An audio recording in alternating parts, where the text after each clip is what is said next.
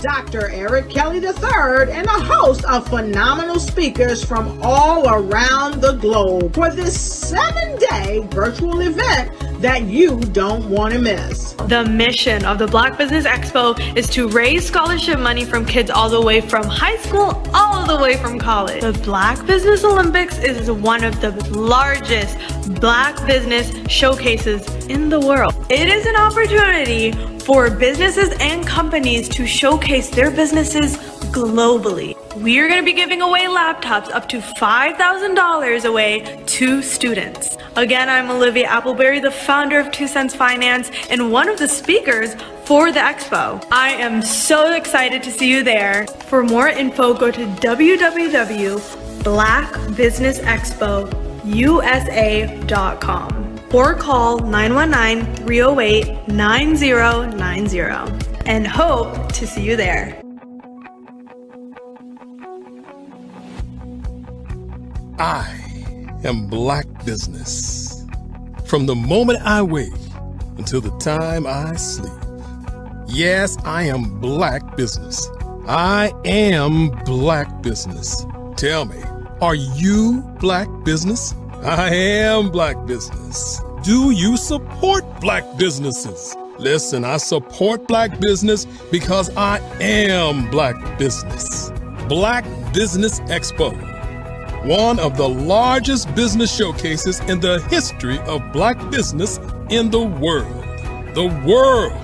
Sign up today at www.blackbusinessexpousa.com or call 919-308-9090.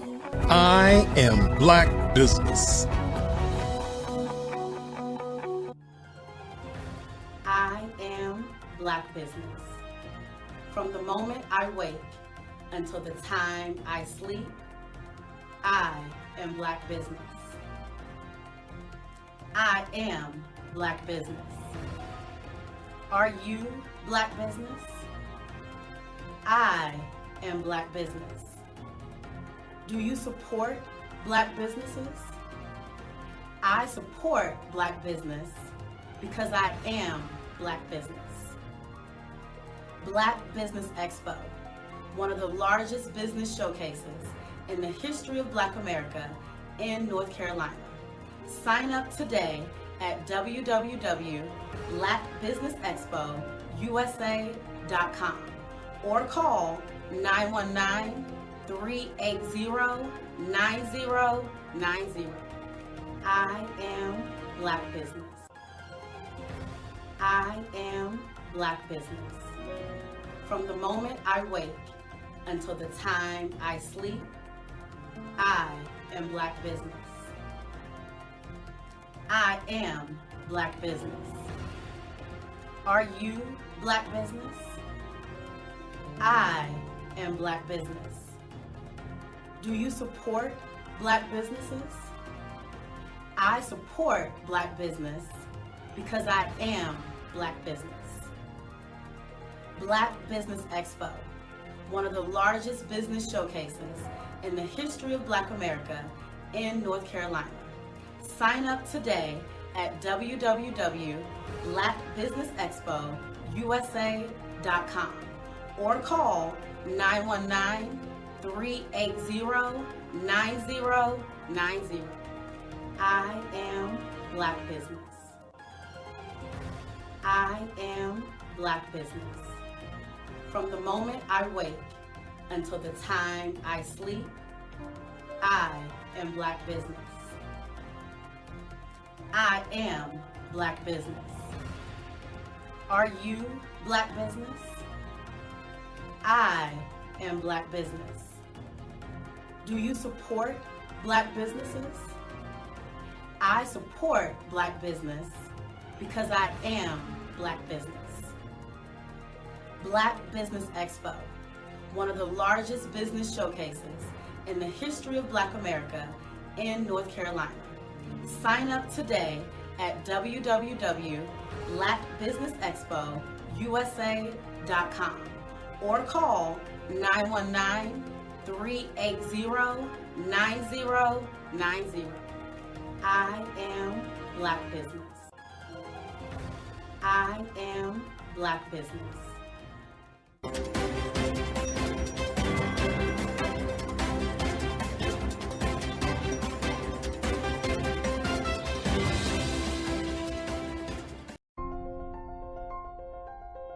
What if you could build your own city?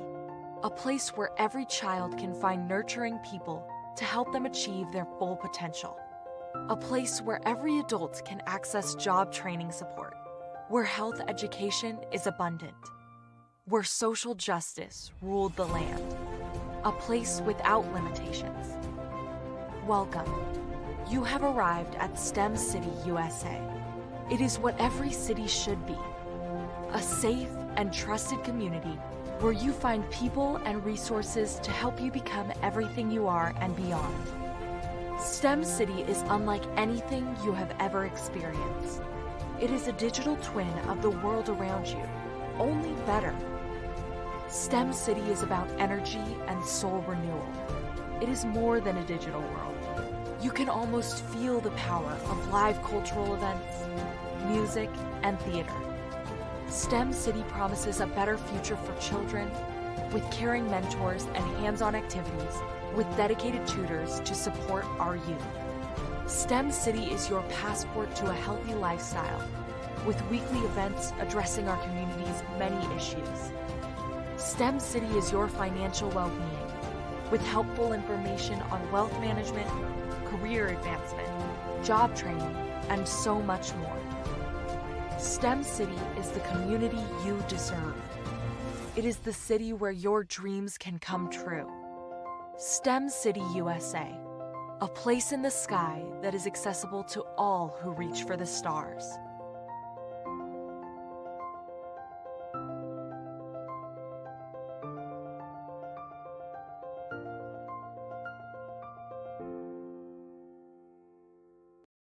I am from Washington, D.C., but I was raised in Durham, North Carolina. I came to Durham when I was about 5 or 6, and then I traveled back and forth to D.C. because it's where my people are from. One of the unique things about my family is my mother, she's also an artist. She does quilting, and she does a lot of artistic things, and then my son, he draws with both hands, his right hand and his left hand like I do. So that's kind of a family trait. And then my other son, he's a videographer, and my daughter, she works, she's a regional vice president for Sunglass. When you start out drawing and sketching, you want to continue to explore, you know, each avenue. I do pastels, I do pen and ink, I do painting, I do acrylics. I haven't done oils yet. But I try to do all facets of art. What I say to a lot of times to people is, you know, you can't put yourself in a box when you're an artist. You have to explore. And over the course of my life, I've tried to explore different mediums. I also do sculpture as well. I choose my subjects by the intensity that they have in their faces, or the intensity that somebody is moving, because I do more than portrait drawings. I also do I do abstract, and then I do figurative drawing also. Well, what happened in this particular show is that I started out trying to come up with something that would be a little bit different than what everybody else is doing. So I was working on a Barack Obama show, and they wanted me to do some paintings of Barack. And so what I did was, because of the deadlines, I kind of did it kind of fast. And then I realized when I was doing it fast, I enjoyed it.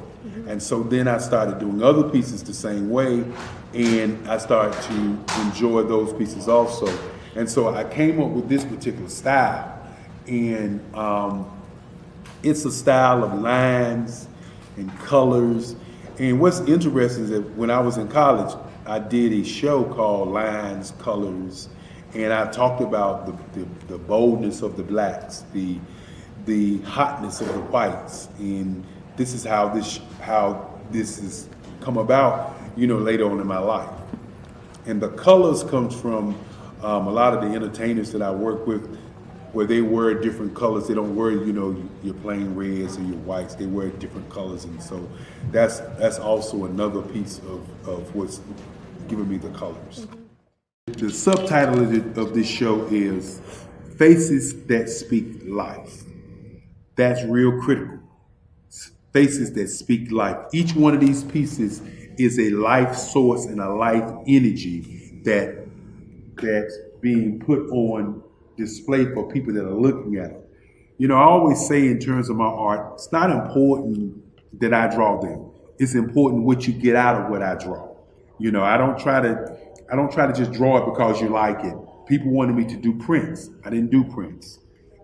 People asked me to do different people, but the people that I choose are people that make a difference in the lives of people in the world. So the human landscape idea was, again, as I said, the lines represent your emotions, it represents your ideas, and it represents your journey as a human being. And that's why you get the different pieces and the different looks. And as you notice, I try not to do one look that looks alike another look. And that's what's the most important part of this show. Artist to me is a creative expression of something from nothing. It explodes onto the canvas, or it explodes on in my work. One of the things that I try to do more than anything is I try to just give the lines and the movements and emotions and expressions into what I do. Art really means to me a chance to express how I feel deep down inside. Most of my art begins as a thought that I might have, whether it's sports, whether it's history, whether it's a woman or a man. It pretty much starts as an idea of thought before I get into the actual image of what I'm going to draw. I do a lot of historical pieces. I was a history minor in college, and I love to do history pieces. And a lot of times I'm thinking about history, and then I try to make that history impact you as you look at it. That's one of the reasons I do pictures so large. People ask me, why do I do pictures so big? And I tell them, I want the piece to impact them as they're looking at it. To kind of dominate them, dominate their space. And most of my pieces I try to do off page. I don't try to do anything that's going to be in those four corners or in a square. And I want your imagination to be a part of the piece that you're looking at.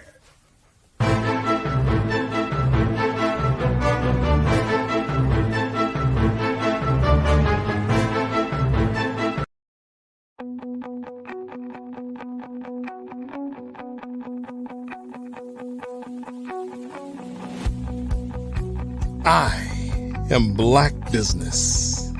From the moment I wake until the time I sleep. Yes, I am Black Business. I am Black Business. Tell me, are you Black Business? I am Black Business. Do you support Black businesses? Listen, I support Black business because I am Black Business. Black Business Expo. One of the largest business showcases in the history of Black business in the world. The world! Sign up today at www.blackbusinessexpousa.com or call 919-308-9090. I am Black Business.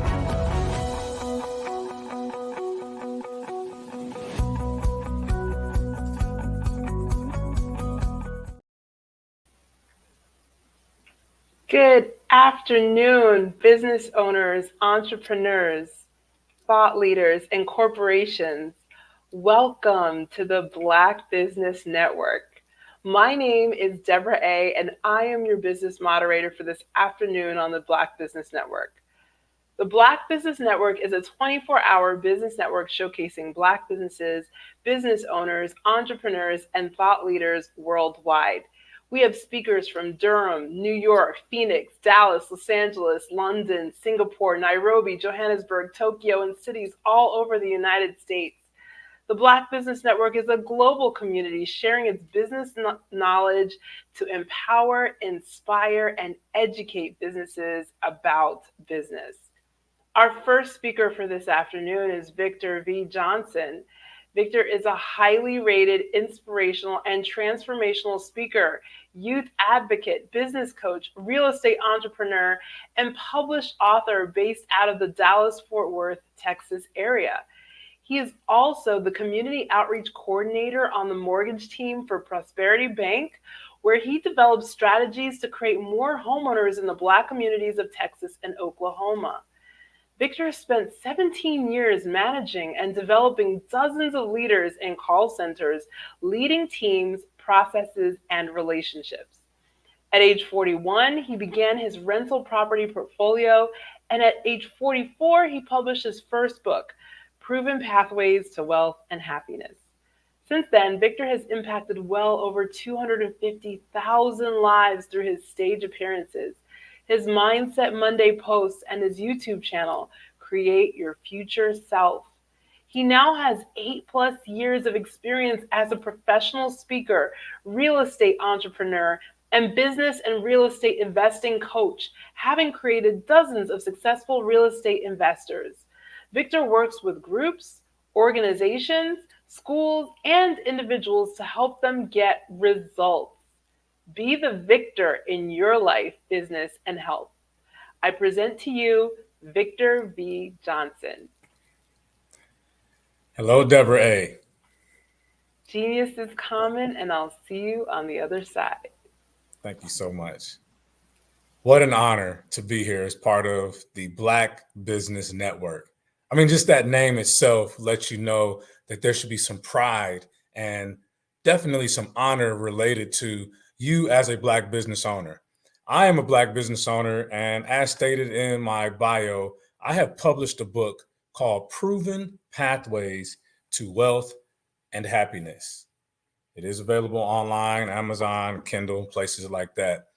I want to talk a little bit about what this book is about and how it even came about. But this book is really about creating a mindset that allows you to overcome adversity to achieve financial success.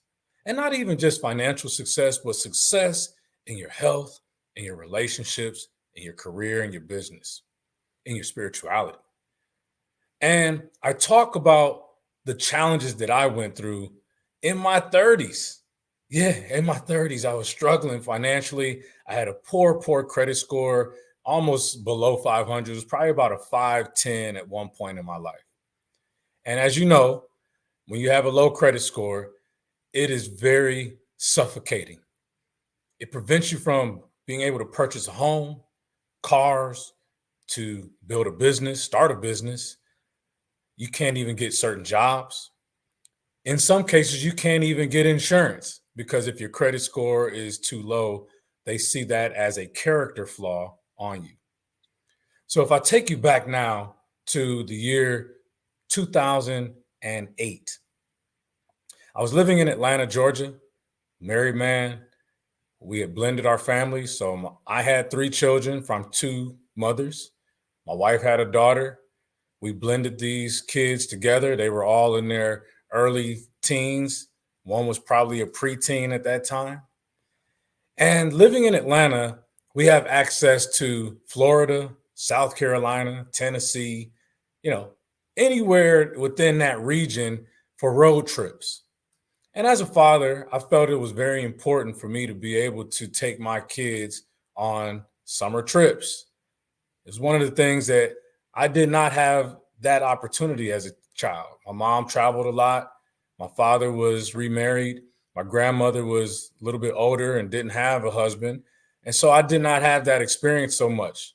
I will say that my mom, when I was the age of 11, she did take me to Japan, and I lived there for 2 years. So I was able to experience a whole new culture in the 80s. That's another story for another day.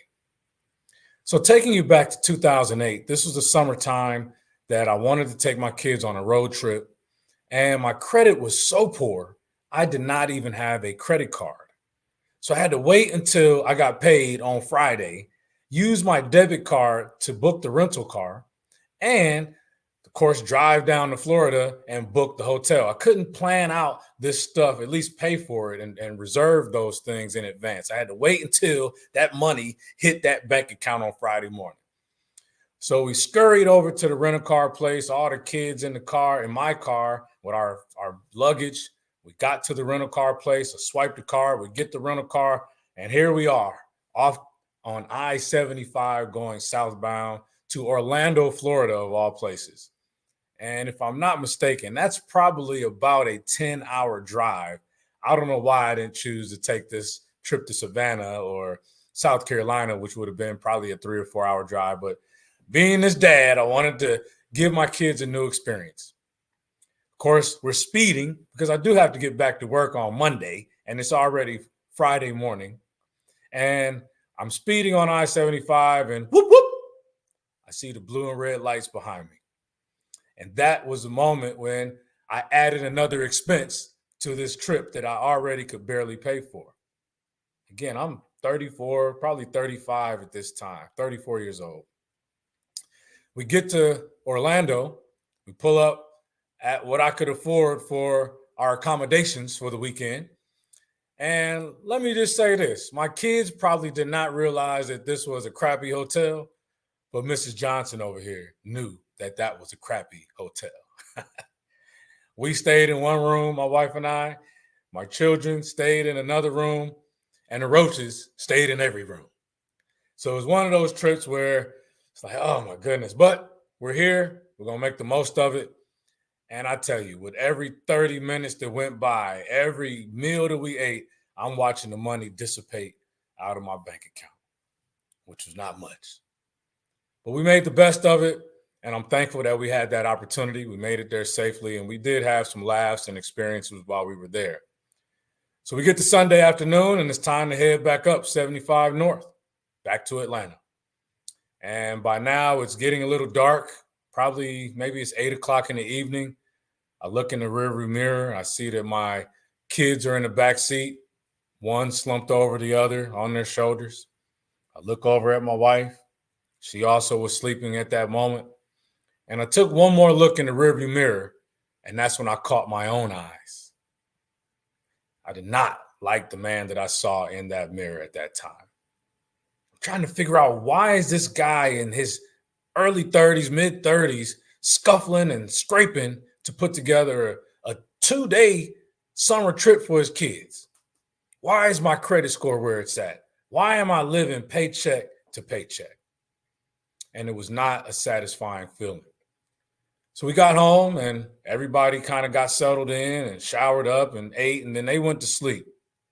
I stayed up. That, ladies and gentlemen, is what you call a defining moment. And I know you've experienced a defining moment in your life.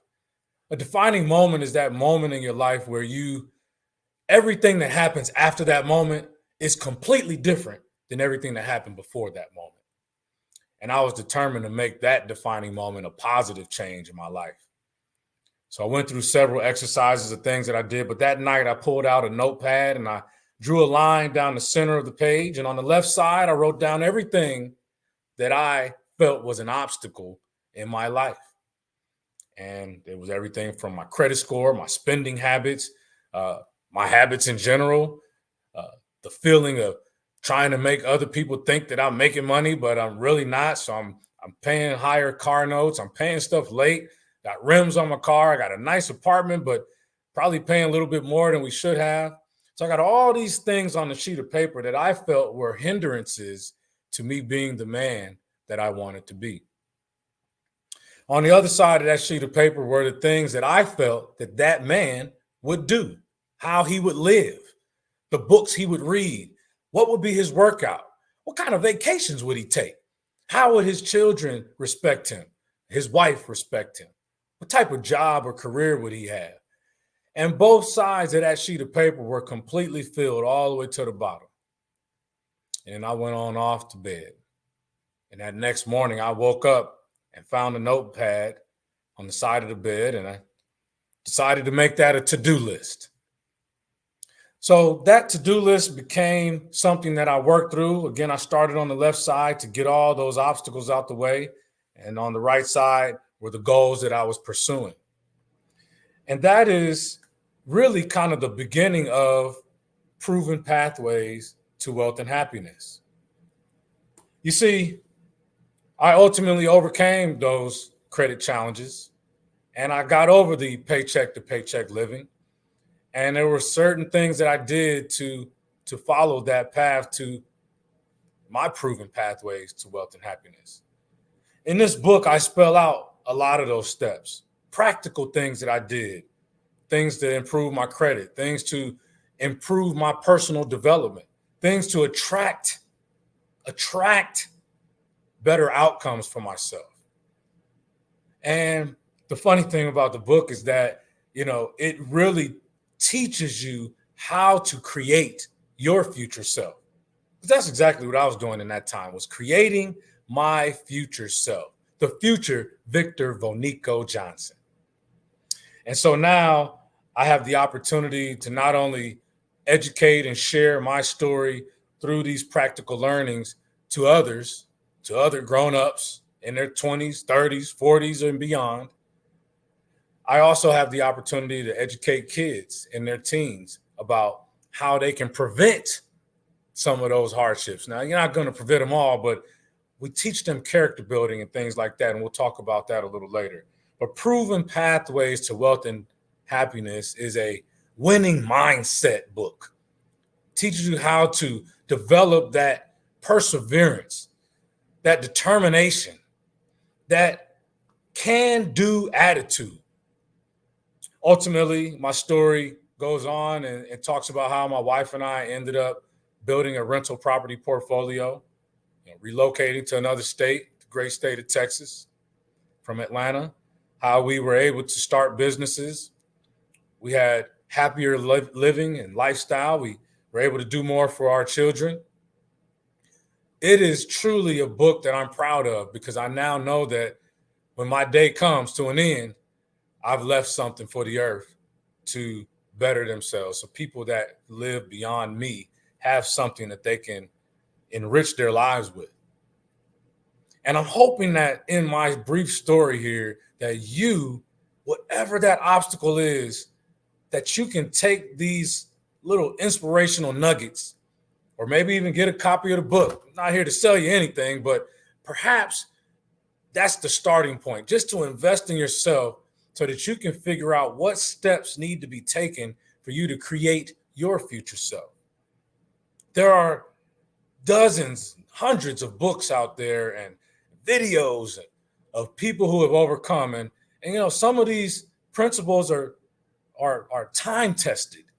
Whatever generation you're from, or even the generations that have long gone, many of the principles that I've outlined in the book are principles that others have followed through on in their own path to happiness. And the reason it says wealth is many things. Wealth is more than just cash money. Wealth is wealth of time. When you have an abundance of time, you are wealthy in your time.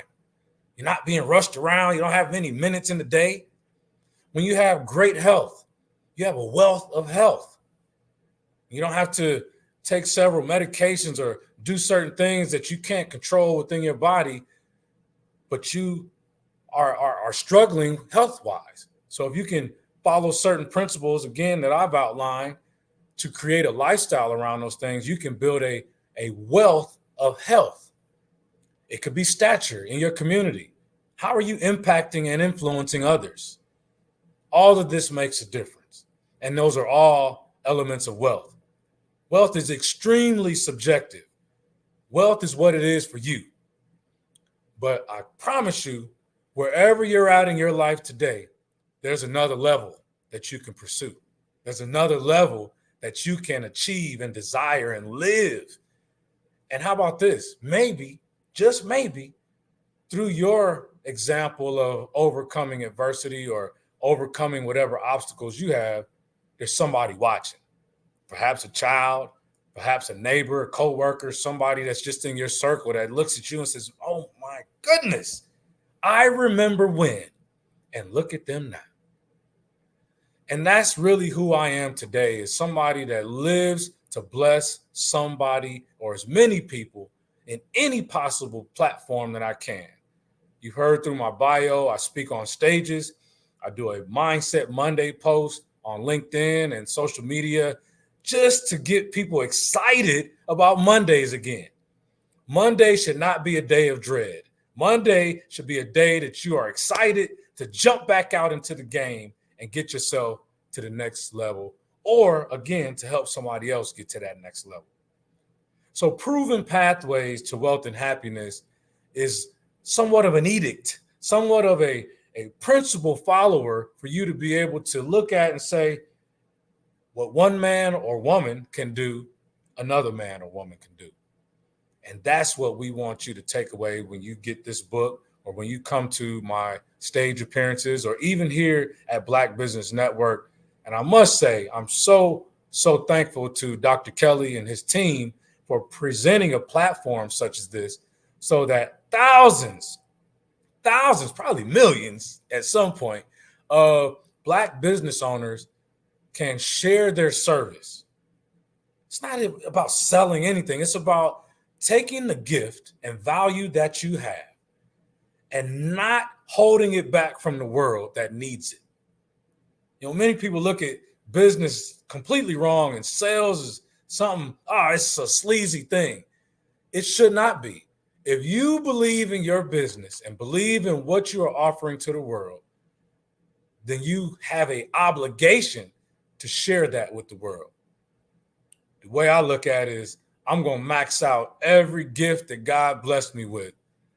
I want you to squeeze that sponge on my last day, my last hour, and say, man, ain't nothing left in this brother. He gave it all up. So with that, I yield back to you, Mrs. Deborah A. Wonderful. Thank you so much. I really enjoyed listening and learning a little bit more about you and your story. Thank you.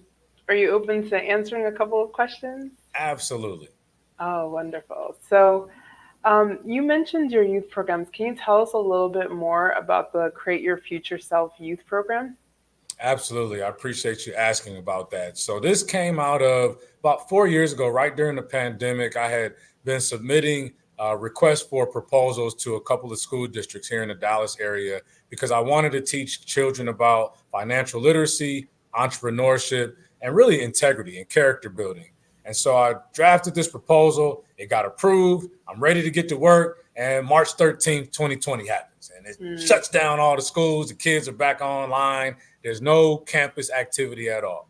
So I decided to take that same proposal and submit it to some other local nonprofits that supported summertime and after school learning programs. And my program was picked up. And I partnered with several great partners, Dallas City of Learning.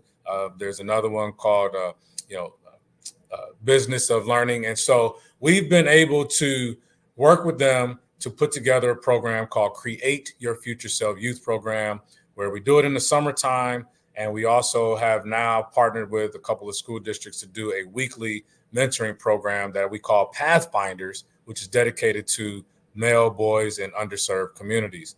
And again, as I said, this is about teaching them about financial literacy, the basics of budgeting, income and expenses, how to start saving at an early age, also about entrepreneurship, how to, find ways as they get older to reinvest back into the Black community so that those dollars can circulate around. And it's also Hispanic and Asian kids in our program.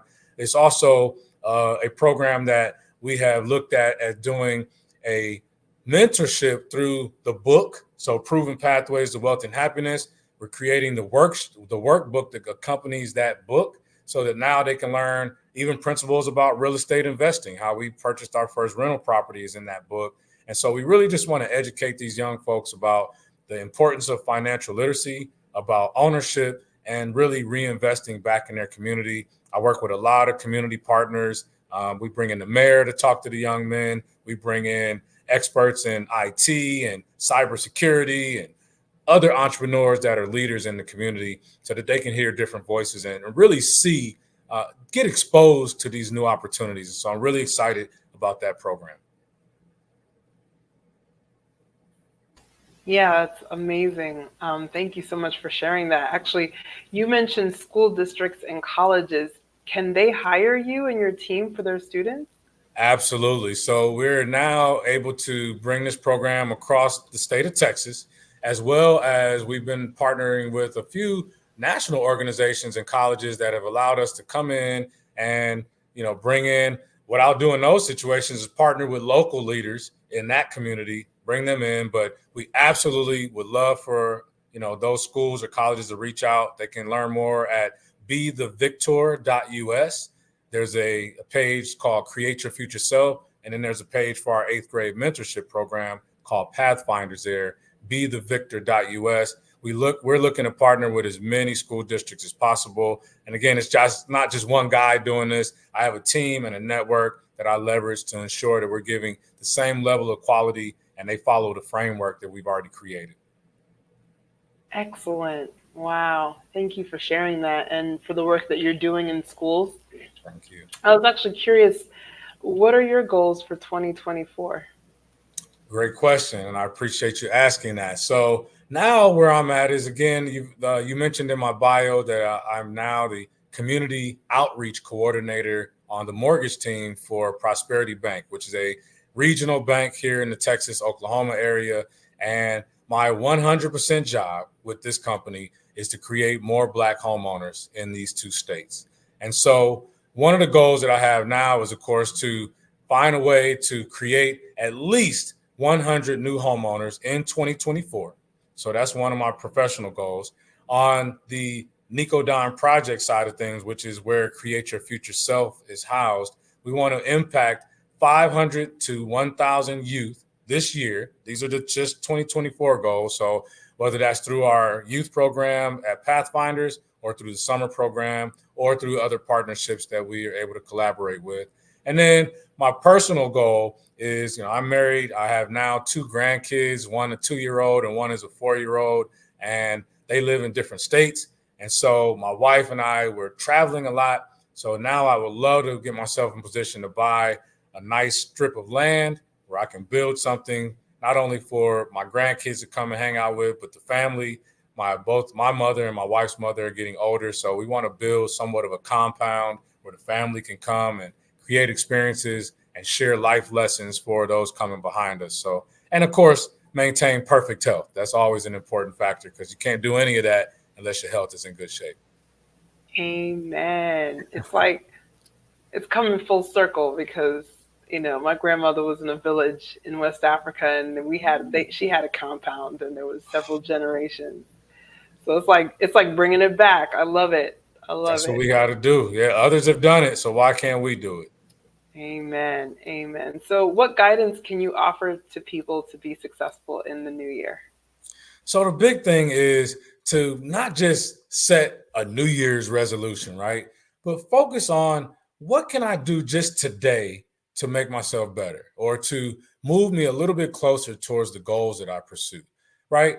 And maybe you take that day and then expound it out to, well, what can I do this week that's going to move the needle, that's going to make a difference?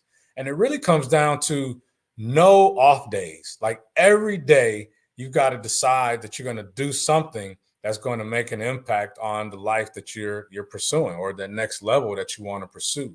And again, I mentioned during my intro speech that, the winning mindset says, I don't really care what happens.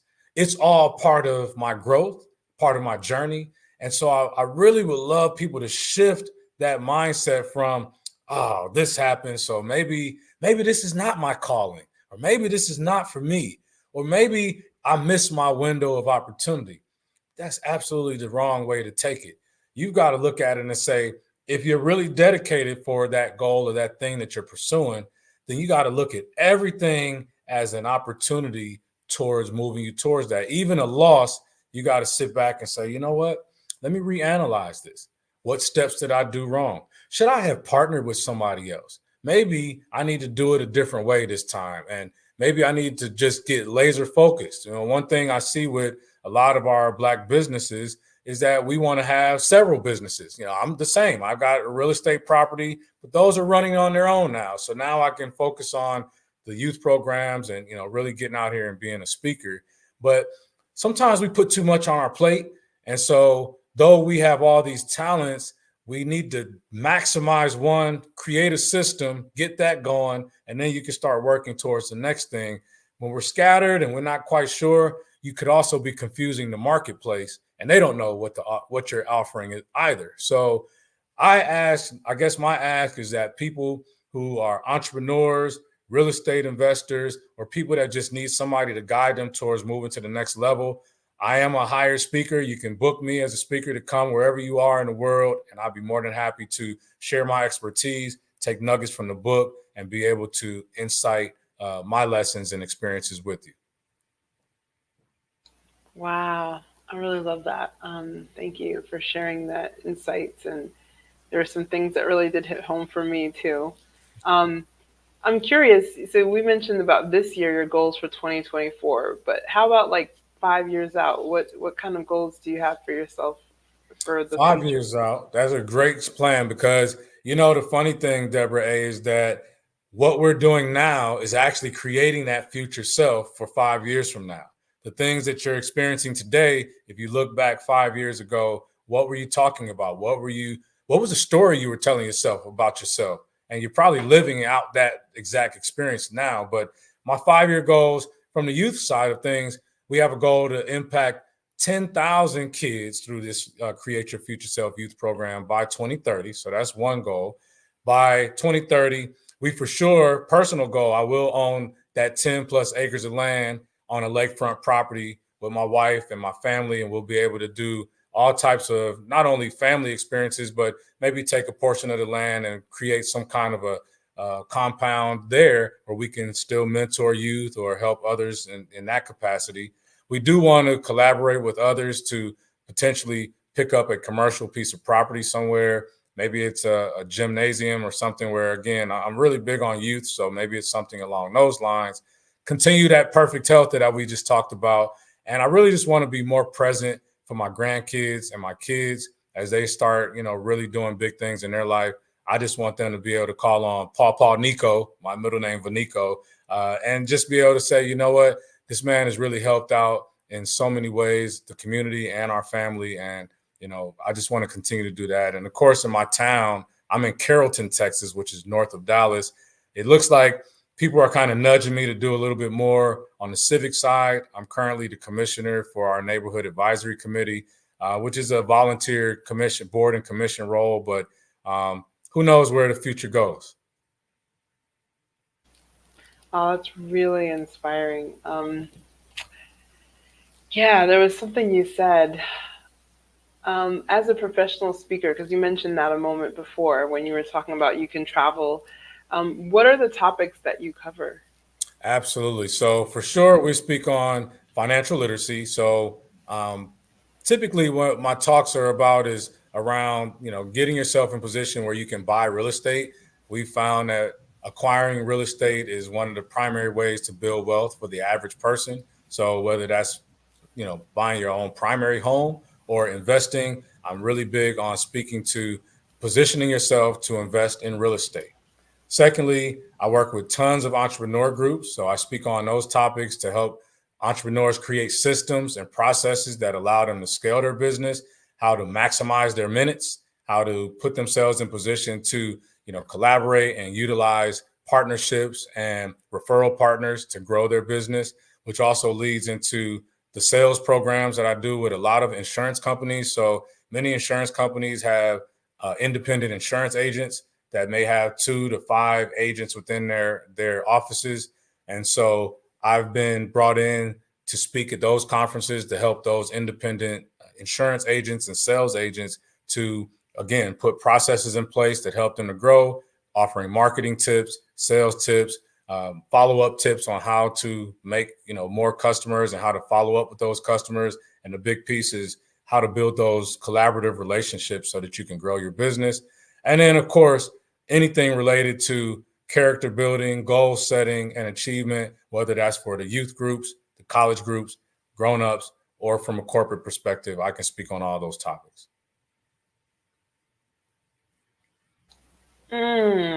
Wow, that's really inspiring, and I can hear and feel your passion for what you share. So I know those audiences are so fortunate to have you sharing these insights with them. Thank you. Actually, I was curious, why should event promoters promote your book for your talks or book you for their talks? Oh, absolutely. Well, for one, it'll make them look like geniuses for booking with me. Like if you are an event planner, your goal is to make a huge impact, not only for the audience, but for those people that you work for so that they continue to keep you employed. If you can't put together great events, then they will not keep you very long.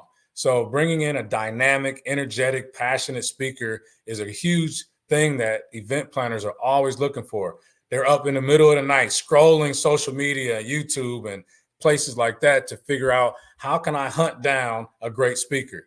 And it's always more beneficial when that dynamic, passionate, and energetic speaker has good content, which I do. So that's one of the things why on my website, bethevictor.us, I include a link to my headshots. I include a link to my bio so they can imagine me on their marketing materials to see, do I fit appropriately for their program?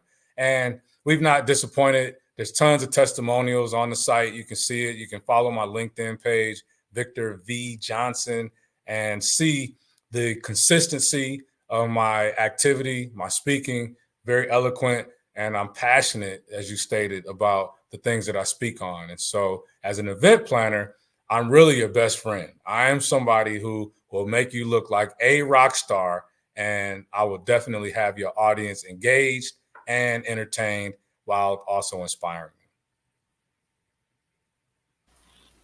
them.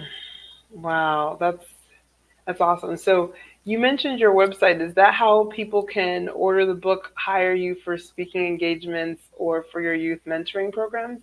Yes, everything is there, www.bethevictor.us, because we want people to be the victor in their life, be the victor in your health journey, be the victor in your finances, be the victor in your business, be the victor in your marriage, your relationship. So follow us, bethevictor.us.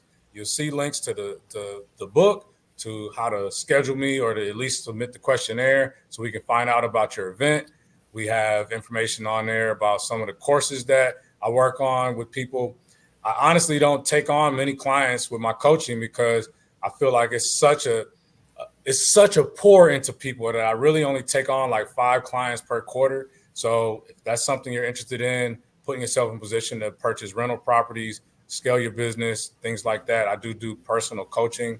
But yes, everything that they need to know about how I can serve the world is at www.bethevictor.us. Wow. Thank you so much for everything that you shared with us today. I guess before we go, just was curious if you had anything else that you wanted to share. You talked quite a bit about your book, but if there was anything else that we missed about what prompted you to write the book or who it's perfect for, I would be open to hearing what you have to say about that. Absolutely. Well, the book, Proven Pathways to Wealth and Happiness, it's really good for many people, but I wrote it specifically for that 35 plus year old that's out there. They've spent some time in corporate life. They're looking for ways to increase their income. They may want to, start a new business, but they're either scared, don't know the steps, not inspired, just are at a point in their life where they're just kind of feeling, I don't even want to say the word stuck, but it's kind of just a monotonous trend that they're on. And they really want to find a way to follow some steps to get themselves in position to level up. It's also for people who may be struggling with some credit challenges that they've dealt with, and they need to get themselves better positioned for funding, for a business, for a home purchase, for a car, whatever it is. but that credit becomes a huge factor. And so I put practical steps in there, the exact things that I followed to improve my credit score back then. I come from the collection agency industry, so I know tons of the insights that the credit monitoring companies are following and how these lenders and creditors are reporting data to your credit report. So I put some tips in there from my experience professionally and from my personal experience of overcoming my credit challenges. And then lastly, I'll say for that person who may be new in a job or looking to get to a next level managerial wise, there's tons of insights in there about how I grew myself personal development so that I could advance in my career at that time. And so it's a great book for those people in any of those categories. And really, it's just a great book for anybody who wants to inspire themselves to the next level in life. Wow. Thank you. I mean, as I'm listening to you, and you might share this in the book, but maybe not. I'm just curious, do you have any tips right now or advice for people who want to write their first book? Because it sounds like a lot of your heart and soul and passion went into this book and your personal experience. And I'm sure that there's people listening who would love to be able to do the same. First of all, I would say everyone should write a book. Everyone should write a book on their story, leave something behind for the world so they can know some of the inner workings of how your mind and your life went that you may not be comfortable sharing even today with people, right? But one thing that I would say as a nugget for those who want to write a book is put yourself on a very serious schedule, like commit to writing an hour each day, and you can, of course, type this stuff out, or now they got the technology where you can talk it into it and then have it converted to writing. But that would be the first thing I would say is commit to an hour or so a day to write, or a certain number of pages that you want to, bang out. And secondly, I would for sure say that you want to identify what is the overall outcome that you would want for that book. Like, what is it that this book is supposed to do for the world? And maybe start in reverse. Like, okay, here's the ultimate outcome. And then here are some of the topics, which will later hopefully become chapters, that I want to break down to help people achieve that particular outcome. And then again, every day you got to commit to it. People are shocked when I tell them within less than 90 days, I wrote my entire book. It took longer to publish the book than it took for me to actually put my manuscript together. So, but that was the commitment that I had. I really wanted to get that book out there. Wow. Thank you so much. Really appreciate you sharing your insights and wisdom with us today. Is the website is your main way of contact? Is there anywhere else that you would like for people to find you or connect with you online? Absolutely. So that would be the primary www.bethevictor.us. It's got my social media handles on there. My phone number, email address is there. You can also follow me on Instagram at VictorV_Johnson, or on LinkedIn at Victor V. Johnson. And of course, I would love for all of you to subscribe to my YouTube channel, Create Your Future Self, on YouTube, and you'll get 5 years of tremendous content, well over 300 videos over there, just good information, everything from credit building, real estate life, career, and inspiration. Awesome. Thank you so much, Victor. It's been an honor to have Thank you you, here. Deborah A. This has been fun. I appreciate the questions. Yes. So, genius is common, and thank you so much. We'll see you on the other side. Thank you.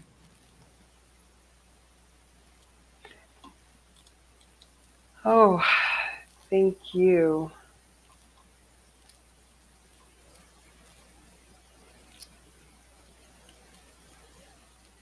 Okay, so the Black Business Expo's mission is to raise funds for high school seniors going to college or K-12 entrepreneurs. This expo is a fundraiser for students. So you may go to www.blackbusinessexpousa.com to donate to the scholarship fund, or use the Cash App that's on the screen below and say $BBX USA. So that's the $BBX USA. Our goal is to give laptops and up to $5,000 to 10 students. Students can register online at www.blackbusinessexpousa.com. Every dollar counts. So we want to remind you to donate to the scholarship fund. And we want to thank our Black Business Expo USA sponsors for January 2024. NC100, Moody Capital Partners, Suede Soul, Lotus Ritchie Coaching and Training, The Hello LLC, Carolina, Virginia Minority Supplier Development Council, Step Management, Barbara H. Smith, LLC, Margie McLean Foundation, Incorporated, Genius is Common, 5-Star BDM Media, Earth Essentials, Mullane Shani Global, Executive Women's Success Institute, The Quality Coaching Company, Superwoman Business Services, Creative Force Studios, Lee Entertainment, Artistic App Design, and the Black Business Expo USA. Genius is common, and I'll see you on the other side.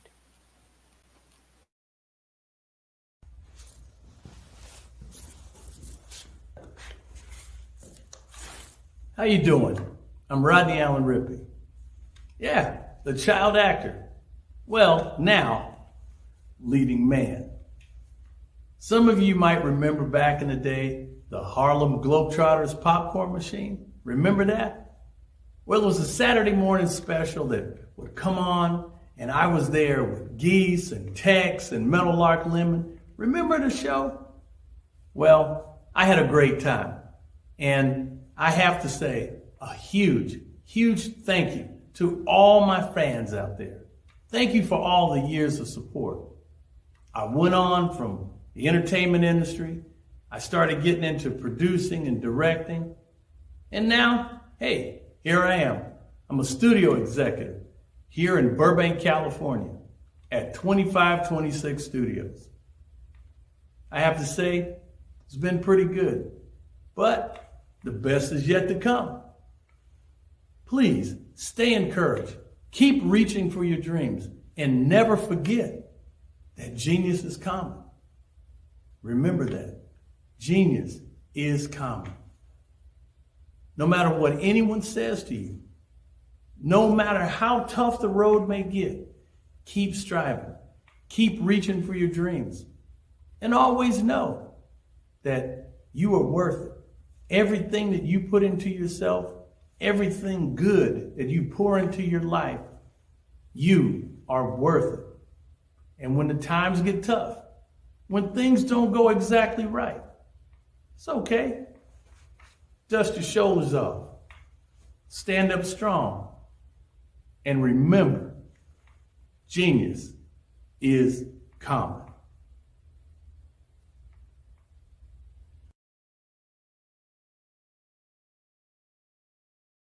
Hello, ladies and gentlemen. Allow me to introduce myself.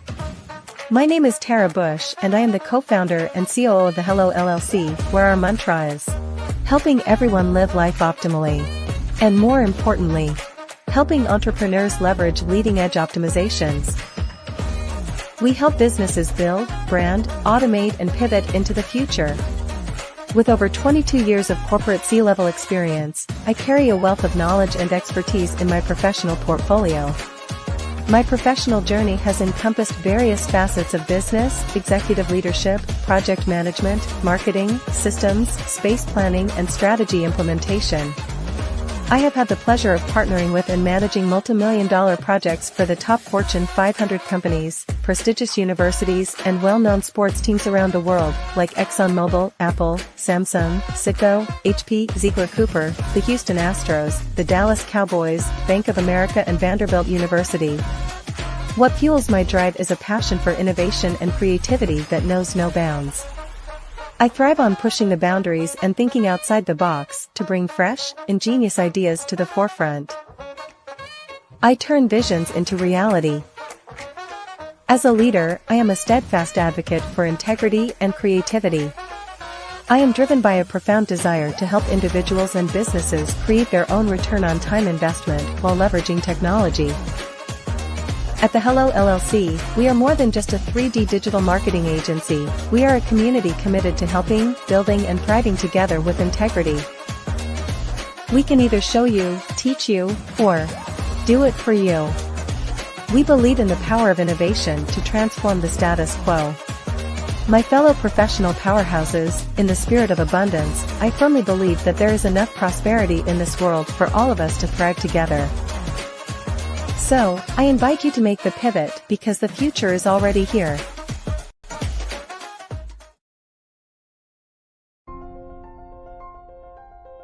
What if you could build your own city?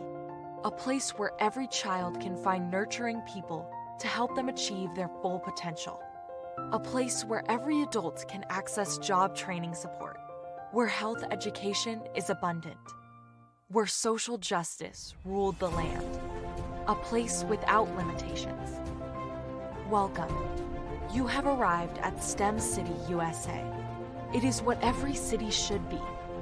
A safe and trusted community where you find people and resources to help you become everything you are and beyond.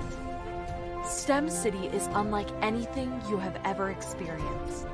It is a digital twin of the world around you, only better. STEM City is about energy and soul renewal. It is more than a digital world. You can almost feel the power of live cultural events, music, and theater. STEM City promises a better future for children with caring mentors and hands-on activities with dedicated tutors to support our youth. STEM City is your passport to a healthy lifestyle with weekly events addressing our community's many issues. STEM City is your financial well-being with helpful information on wealth management, career advancement, job training, and so much more. STEM City is the community you deserve. It is the city where your dreams can come true. STEM City USA, a place in the sky that is accessible to all who reach for the stars.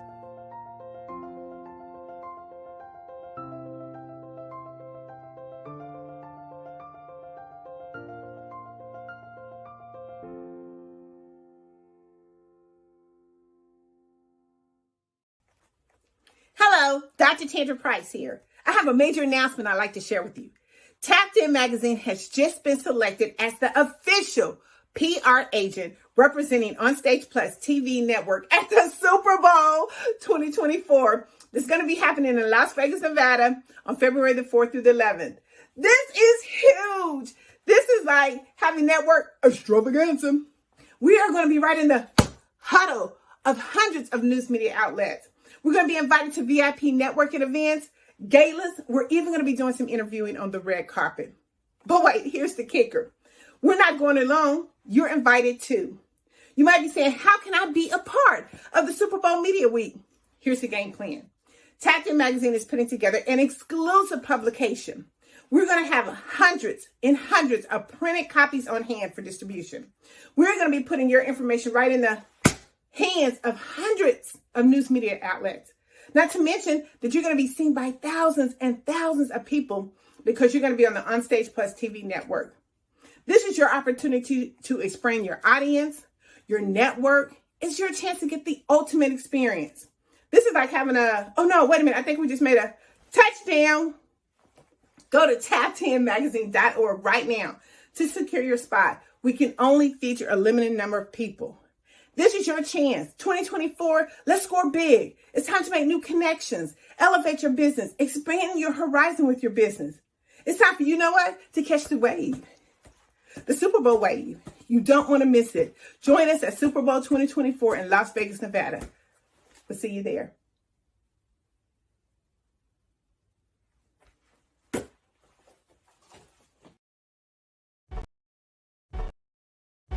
Cash flow.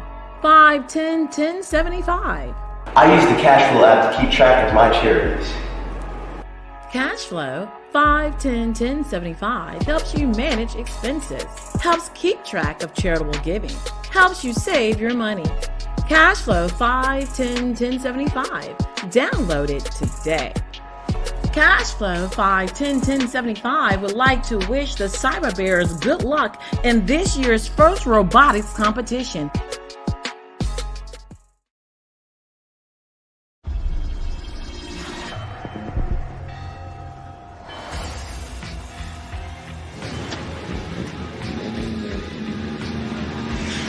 La connexion. La connexion.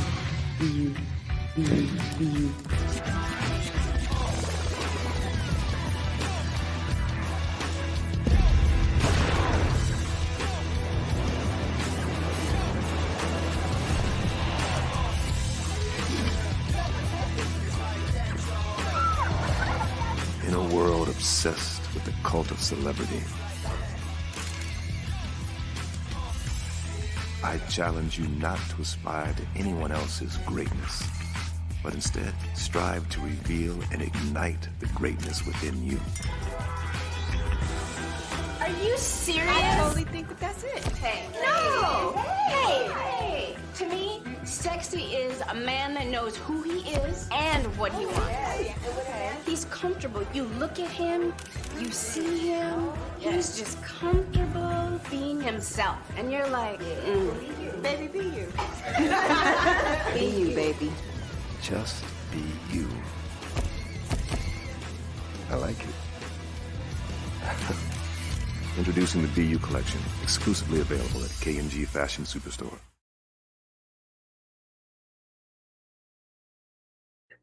We all have the opportunity to impact the lives of others, whether it is a simple act of kindness, a smile, a nod, or just saying hello. Hello, I'm Pamela D. Marshall, corporate mindfulness coach and author of The Art of Forgiveness.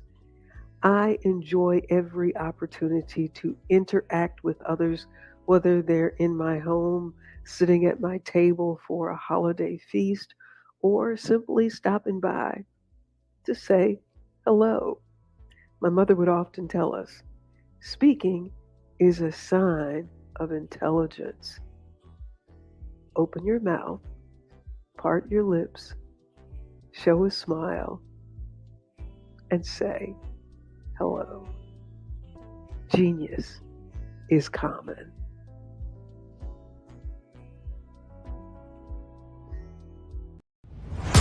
Social media is evolving. It's more vibrant, more colorful, more energetic, and so are you. It's not just photos anymore. It's video, it's audio, it's subscriptions. And now there's Fanbase, a new monetized social network. Fanbase delivers the complete native app experience with full content monetization for every user. No algorithms that shadow ban your engagement or growth, and no ads. Follow anyone for free and subscribe directly to your favorite creators for $4.99 a month. Plus, show some love by tipping on any post. Also, make a Fanbase page and monetize your content the same way. Finally, connect with your followers by posting the amazing content you already create. And now, get paid for it. It's time to energize and monetize, because everyone's a fan of something and everyone has a fan base.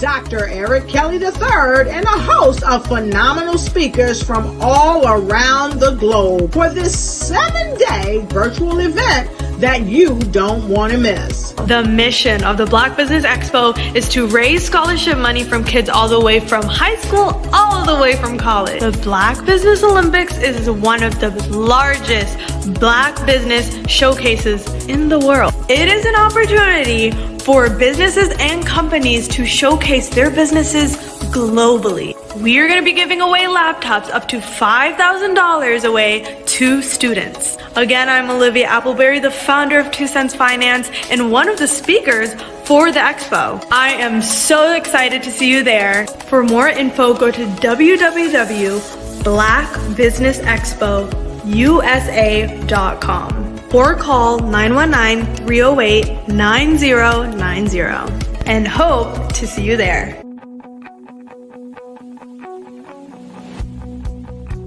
I am Black Business. From the moment I wake until the time I sleep. Yes, I am Black Business. I am Black Business. Tell me, are you Black Business? I am Black Business. Do you support Black businesses? Listen, I support Black business because I am Black Business. Black Business Expo, one of the largest business showcases in the history of Black business in the world. The world! Sign up today at www.blackbusinessexpousa.com or call 919-308-9090. I am Black Business. I am Black Business. From the moment I wake until the time I sleep, I am Black Business.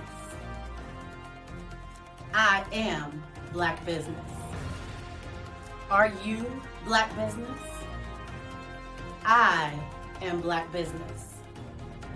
Do you support Black businesses? I support Black business because I am Black business. Black Business Expo, one of the largest business showcases in the history of Black America in North Carolina. Sign up today at www.blackbusinessexpousa.com or call 919-380-9090. I am Black Business.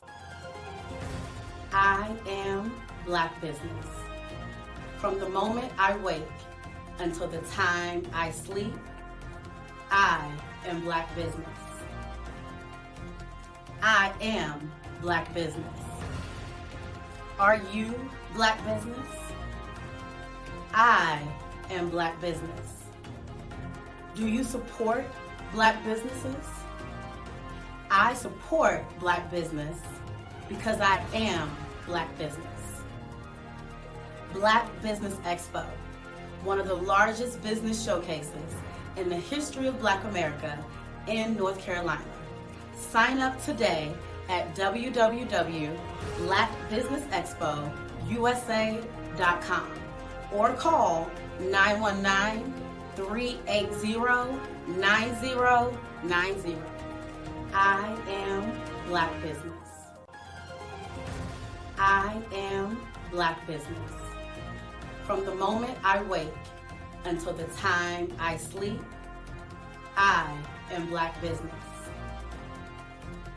I am Black Business. Are you Black Business? I am Black Business. Do you support Black businesses? I support Black business because I am Black business. Black Business Expo, one of the largest business showcases in the history of Black America in North Carolina.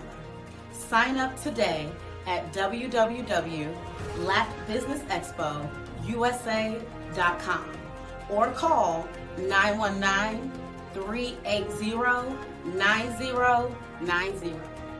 I am Black Business. I am Black Business.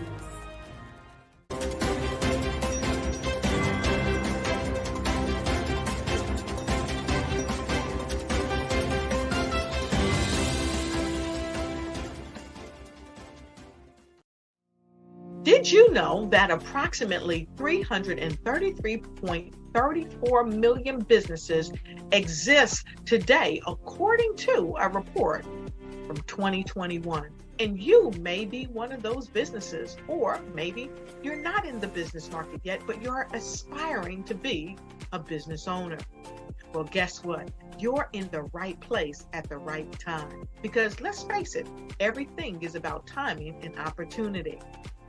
Hi, my name is Dr. Lotus Richey, and I'm the CEO and founder of the Lotus Richey Coaching and Consulting LLC, along with the Lotus Richey Ignite Show. 15 minutes of success with Dr. Lotus Richey, as well as books to boom your business and bring who you are.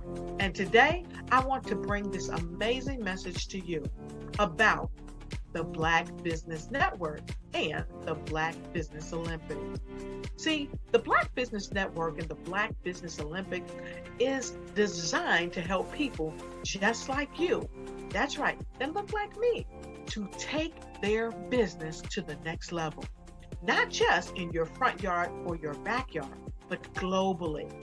The Black Business Network and Black Business Olympics is designed not to just help you survive, but to help you thrive.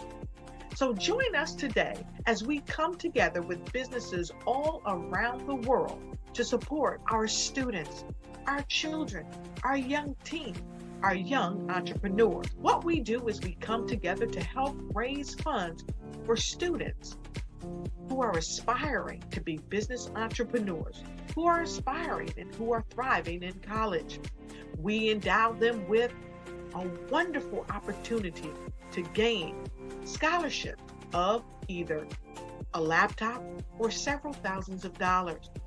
And we invite you to help be a contributor to this amazing opportunity to help someone that looks just like you. So join us today at our website and let us connect with you and help you ignite and take flight in every area of your life on the Black Business Network and the Black Business Olympics. I'll see you on the other side.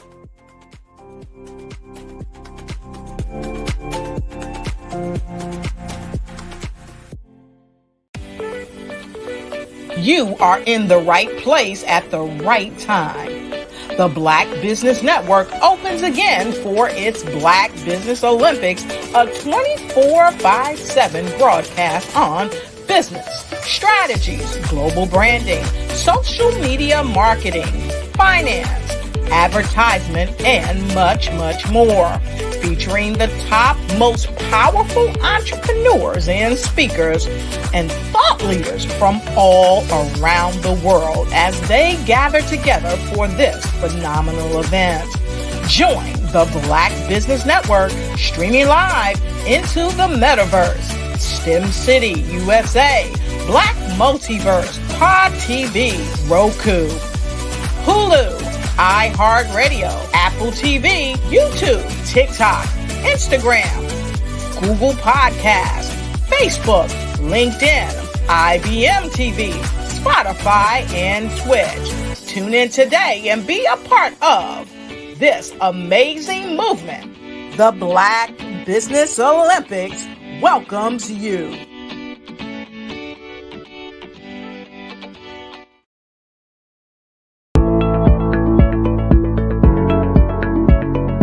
Prepare for what's coming and dominate in economic winter. Stand strong and thrive by showcasing your great products and services globally through the Black Business Network and Black Business Olympics. The Black Business Network has showcased over 2,000 companies with over $7 billion in sales each year. Over 10 million attendees have viewed the rebroadcast each month. Through the Black Business Olympics, unique styles of business training and mentoring are turning students into business owners and entrepreneurial warriors who will dominate in any economy. Gain the ultimate advantage of the Black Business Olympics, 7 days of unbelievable topics and speakers speaking around the globe. Donate your time and experience to provide expertise and scholarships to students worldwide and change the world. Now, more than ever, new insights, tools, strategies, and capabilities are needed. This is your chance for a major presentation to the world. Fill out the form and join the more than 2,000 speakers who have presented to over 200 countries. Join the Black Business Network streaming live into the Metaverse, STEM City, Black Multiverse Enterprises, Hulu, Amazon, YouTube, iHeartRadio, Apple, Facebook, LinkedIn, Pod TV, IBM TV, Spotify, and Google Podcasts. Sign up today. Spaces are limited, and we will see you there.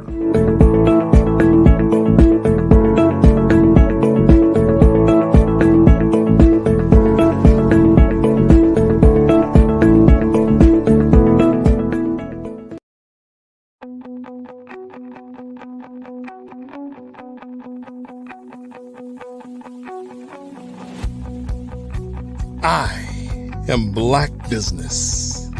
From the moment I wake until the time I sleep. Yes, I am Black Business. I am Black Business.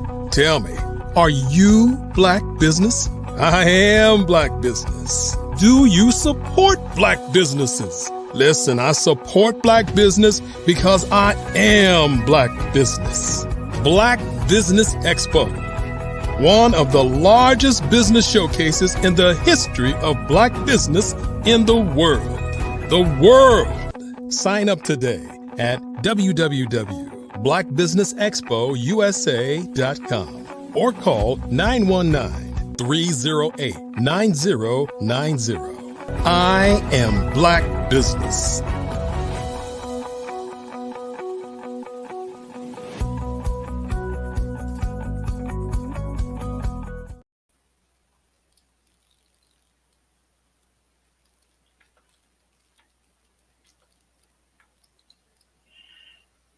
Good afternoon or good evening, business owners, entrepreneurs, thought leaders, and corporations. Welcome to the Black Business Network. My name is Deborah A. I am your business moderator for this evening on the Black Business Network. The Black Business Network is a 24-hour business network showcasing Black businesses, business owners, entrepreneurs, and thought leaders worldwide. We have speakers from North Carolina, London, Singapore, Johannesburg, Nairobi, Japan, and cities all over the United States. The Black Business Network is a global community sharing its business knowledge to empower, inspire, and educate businesses about business. So our next speaker is Dr. Alexis Weeks, aka Dr. Privacy. Let's see, let me get back here. Oh, did we swap it out? I'm sorry. Oh no, he's coming up. Okay, there he is. I'm ready to go. Good afternoon. How are you? Good afternoon. Welcome. So, Dr. Alexis Weeks, we get to meet again. How are you doing, Grant? How is everything? Happy Friday. Happy Friday. Deborah, thank you for bringing us up. I appreciate it. Genius is coming. I'll see you on the other side. You're welcome. You're welcome. You're welcome. Welcome to the new year, Dr. Privacy. How are you doing, sir? I'm doing just fine. I'm just fine. It's always a pleasure when I'm talking to you because you bring us such insight into what's truly happening in the cybersecurity world. And I wanted to have an open conversation around diversity in cybersecurity because it seems to be such a male-dominated field. And I think you've done some things around that. I want you to share with the audience your vision, what you're doing now in 2024 to actually speak to this particular issue. Perfect. So, diversity, it is real, like you said. Some of it is make-believe and others is just the way the industry is. I think you can look at it from the concept of weaknesses in STEM, going in STEM education, right? So a lot of it has to do with pipeline. If you don't have pipeline, you don't have as many people doing it. And then we've talked about this on previous shows about mentoring, right? You emulate what you see. So if you're able to project the success story, right? So I always believe in the whole concept of storytelling, right? How do you tell your story?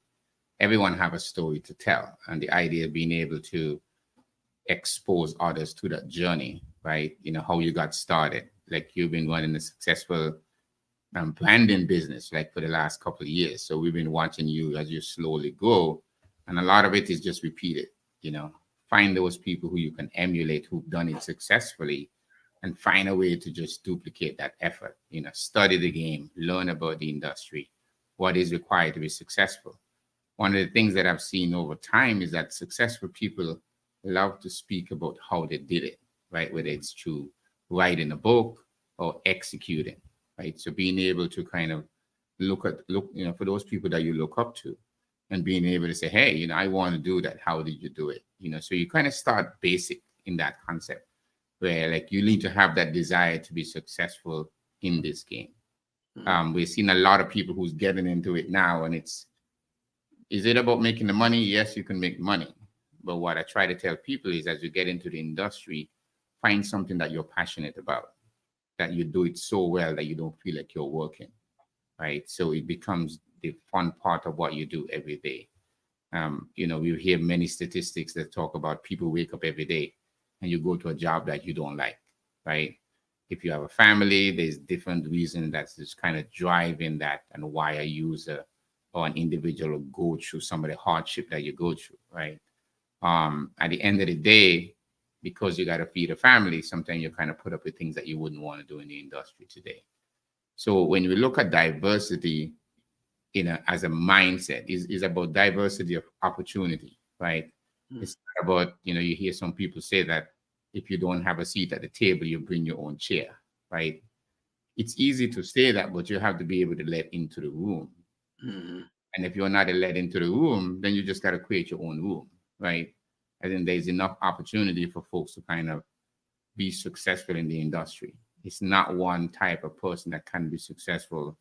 A lot of it is kind of investing that time. What are you doing today? We just had a pandemic. The pandemic, I see it as like a reshuffling of time. Everyone stopped at the same time around the globe, right? Whether you're in the US, China, Europe, Jamaica, St. Kitts, or any part of the world, everyone will experience it at the same time. Very few times in our generation will we get that opportunity. And what is going to happen is, what was the investment that you made during that downtime, right? So that now when things start catching themselves, it's like waiting for the market. You can either try to jump in when you think it's going to go back up, or you can be in, catch the highs and also catch the low, right? Dollar cost averaging. It's no different than when you invest in cybersecurity. So let's talk about that. When we start looking at our younger people that are seeing the developments in technology that have taken shape, especially over the last 5 to 10 years, that is now a desired industry for people to get into, that the tech space is now a lot of times the hero in a lot of these different industries. You take a look at right now and the stock market and the NASDAQ, who are the top companies that everyone's talking about? They're all tech companies, whether it's SpaceX, it's Tesla, it's Airbnb, it's eBay, it's Uber, all these different things. We have, it's a reinvention of the world model. And as that is taking place, I want to make sure that there is a seat at that table, or we create the new table in which people from all backgrounds can participate, because we are all participating in life in general. But we don't want to be disadvantaged in the opportunity to engage in the technological landscape, whether it's from a cybersecurity standpoint or a developer standpoint, or the many stratas that they're there in the tech world. But there is some intimidation for, I think, some people like, wow, the barrier of entry.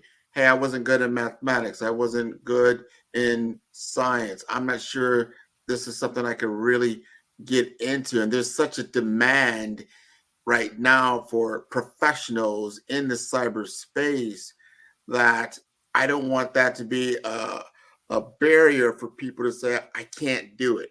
Help us understand, like, when you went to school, we've talked about this, you were in marketing, and then you made that pivot and that shift, and that had to take some confidence to do that. Talk to our audience around those things. So you're correct. I think one of the things that I would say that keep us back today is the opportunity to not just try, right? You've heard the analogy that says you miss every shot you don't take, right? So when you go through life with that kind of sense of purpose, I would call it, if you get a rejection, it's a stumbling block to go to your next great opportunity, right? So what we have seen is that throughout life, there have been many opportunities that people have been on. Like individuals today want to be able to be successful overnight, right? You heard T.G. Jake and other people have talked about, what does success look like? Sometimes we invest so much time and we get to that end, and just before you're supposed to explode, you just quit. Because you don't really know when the opportunity is going to come. But it's like if you take that first step and then keep taking a step, after a while, you don't realize how far you're gone in the journey. So I think as people, I think our perception of how hard it is sometimes prevent us from even taking that opportunity to do something. Cybersecurity is no different than life, right? It's like a life journey. What is the worst case that if you try and you fail? You're talking about Edison and multiple people who had failures in life, right? He found 1,000 ways of how not to do the light before he actually found a way to do it, right? Right. So now there's 1,000 ways that he's getting so much knowledge of how not to do it.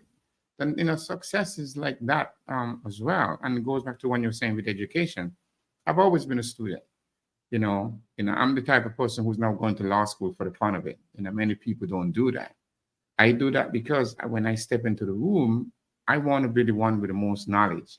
I want to know what a lawyer know. I want to know what the executive know. I want to know what the tech executive or whoever that is in that room.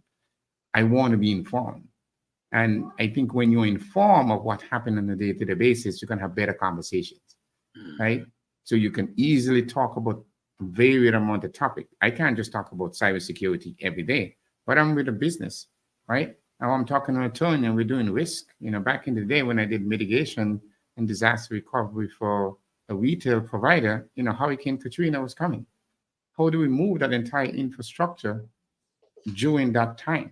How do you deal with lawyers looking at risk? How do you walk into a client office today and say we should make a decision to go left or to go right? What are the opportunities that you see that would help you kind of quantify that decision that you make, right? Cybersecurity is the same thing.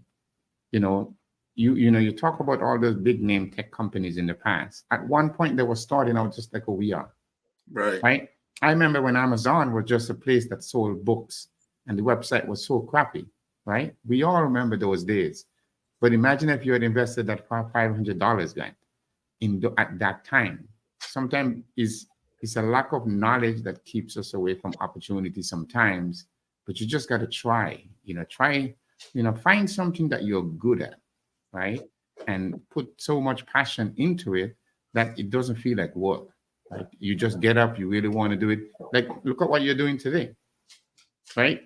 You love what you do and it resonates, right? You can see that every time you jump in front of the camera and have a conversation with a guest, right? Yep. But what people don't see is all that investment that you put in place before you get on the show to become knowledgeable in a field. You just don't go and speak on a topic and not be properly informed, right? True. You want to be educated, you want to invest that time. And I think when you look at it generationally right now, this generation compared to ours, I would say, have so much access to information. So many training platforms on different things. You can jump on the phone and I can have a conversation with a colleague in Kenya right now. You can do it in Jamaica, in Japan, in China, in real time. You know, so gone are the days when opportunities are dropping today and others in the world have to wait months to hear the same news. Those things are gone. So you're competing not just with yourself, but you're competing with that guy in Kenya who's thinking about, man, the same opportunity that Gan can have, man, maybe I can have it right here, right? All I have in a phone, in technology, I can do a podcast, I can start doing branding, I can go online and I can learn, right? I can make that investment that improve myself, my family, and my community.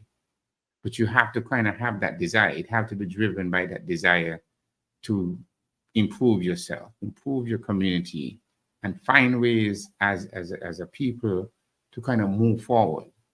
Today, we don't have the excuse. Before, you can say you didn't have access to the knowledge, you don't have access to technology. We have that now. But yet we are still falling behind because we want to get caught up with shows on streaming services, right? We have a sports team. We want to watch 80 and 90 games a year. We want to spend many amount of hours following people who've already made money, right? If you have that much time to invest in those extracurricular activities, you have time to invest in a book. You have time to invest in a training program. You have time to invest in making yourself better. So a lot of it has to do with choices. You're going to make choice to make that investment today that's going to pay off tomorrow. Or tomorrow you're going to wonder, man, if I had invested in Amazon, I could have done this. Or if I gone back and do that school, it would have made me a little bit better.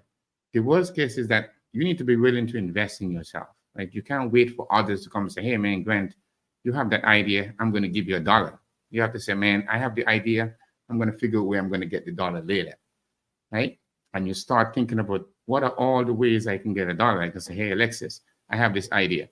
Can you give me $25, right? You have 2 or 3 more people who believe in you. And as soon as you look, that $100 is there because you can kind of explain, hey, here's what I'm trying to do. I have a goal. I'm trying to work to something. I'm trying to put this opportunities together. You know, think of the platform that we are in today, right? Dr. Kelly had an idea of being able to create a platform from which we can come and have this conversation. An individual who have organization, businesses, they can showcase what they're doing, right? You're creating content, you're getting comfortable on the camera, and you're speaking truth to value, right? Imagine if 100 other brothers and sisters did the same thing. What impact could they have on their community and where they're from, right? I think we're on the precipice of a renaissance in human endeavor because we've never had such access to not only just technology, but information and now intelligence that's going to radically shift how business and just human interaction will take place within this decade. Yep. Within this decade. And to your point, distractions like before, yeah, we used to just sit back, you know, or consume someone else's content instead of thinking about how can I create my own content. Yep. And the economy is changing to where it is a necessity to be able to create your own content. And without that kind of creativity, you will find yourself at the lower strata of the social economic ladder. So it is possible someone can be anywhere right now. If you've got a laptop and a mobile phone, you can create commerce and business. You don't even need a banking app, or like before, like I had to go down here and I got to fill out an application and get a banking account. Nope. You can use cryptocurrency. You can open up all kinds of banking. There's so many different countries now that use these types of financing models as the norm. So a lot of the barriers that were in front of us before through regulations or different kinds of policies aren't in existence as they were previous to certain technologies taking place. And this is only going to escalate. It's only going to escalate. So cybersecurity is just one aspect, but that's the security of maintaining the platforms of engagement. And I want our audience to really take back and say, how much time are you in front of a technological device? How much time in your day right now, if you are working, how much time are you in front of a computer? If you're at home, how much time are you in front of that mobile device? You know, how much time are you interacting with an Alexa or some kind of other tablet or something like that? We are interacting, and I want to say this in comparison to where you were 5 years ago, 3 years ago, 1 year ago. And that starts to tell you where the entire human interactions are taking place. Mm-hmm. And who is in control of that, and who's benefiting from that, and who is not benefiting from that, and where are you at? So I'm looking at a cultural shift and change in mindset, which you alluded to. The tool sets are there. What we're really talking about is skill set. Do I have the skill set to engage in this technological society to create commerce and create opportunities for myself and my family and my community? If you were talking to the skill set of we call the African diaspora right now, what skill set is necessary to compete in the cybersecurity world? So, that's an interesting question. I think skill set, people tend to look at a lot of the skills. And if I was to look at somebody who's just getting started, I would try to do an assessment and understand is, what is it that you're passionate about? What is it that you can bring to the industry, right? If you're a writer, or you're somebody you're an English major, or you're an individual who have the ability to analyze situations, right? You're going to be in a unique situation where you can bring those skill set to cybersecurity.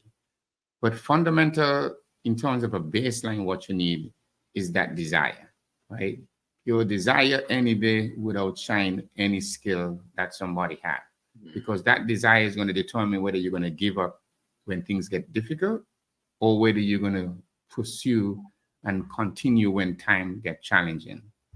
And that's what I was saying earlier, the measurement of success tend to be a little bit opaque when you think of it, because individuals want to be able to just get in the industry and be at the level that we are at after being doing it for 20, 25 years. Luck meets opportunity. They always have an explanation for luck, right? Yeah. When you invest that time and people realize that you're a success, they're like, wow, he's lucky. We've been doing this for 20, 30 years. We've been crafting, honing our skills, and investing. Today, there is a lot of opportunity to learn almost anything. There is not a desire to be successful in the field where everyone thinks you need to be able to program, right? There is individual using no-code, AI, and multiple types of technology to increase knowledge in cybersecurity. If you're going to be successful in the field, the first thing you need to do is to understand what is cybersecurity. What is this industry that everybody is just talking about now? It's not really new, right? It's the same thing it was 20 years ago. It's just a new name that's on top of it now. So when you're doing business continuity and everything used to be in on-prem and in data centers before, the focus was how do you protect the network and protect that infrastructure. So back then, Microsoft and Cisco and VMware and other type of networking functionality was very important. But today, a business analyst is important to an organization, because if you can interpret data, if you have research skills, right? There is industries that is basically created for you to be successful. by being able to just run numbers. If you like math and being able to run analytical skills, business analytics is a successful field in cybersecurity today. Why is that? Because organizations have access to so much data, and they're trying to determine how do I get the best result out of that data. The guy who's setting up the network is not going to be successful in doing that analytical stuff, right? And the guy who's doing the VMware and the architectural side is not going to be writing the policies and a lot of those things. But then you need to be able to present. You need those people who can go and present an idea to a board, right? Who can sit back, understand the risk of the organization, do an assessment, and advise you what decision to make, bringing into all of those factors. Some of those are based on the same data analytics matrix that the organization may be able to collect, right? So that's why I said the concept of being able to come in and be successful, there is so many different dynamics when you factor that in. And if you find a path, like NISC and multiple organizations have, a path where you can determine, hey, what would Grant be good at? What are some of the questions that they may ask you that may get to your fundamental, what drives Grant, right?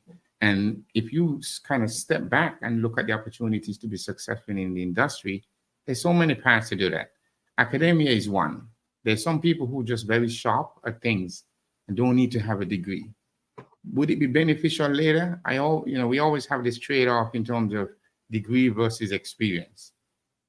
As you get older in the game, having both of those puts you in a stronger position than not having only one, right? So while some people may say, oh, you go to college, you spend a lot of money, you can do that and be critical in terms of your thinking and your ability to analyze and make decisions based on how you learn and taught.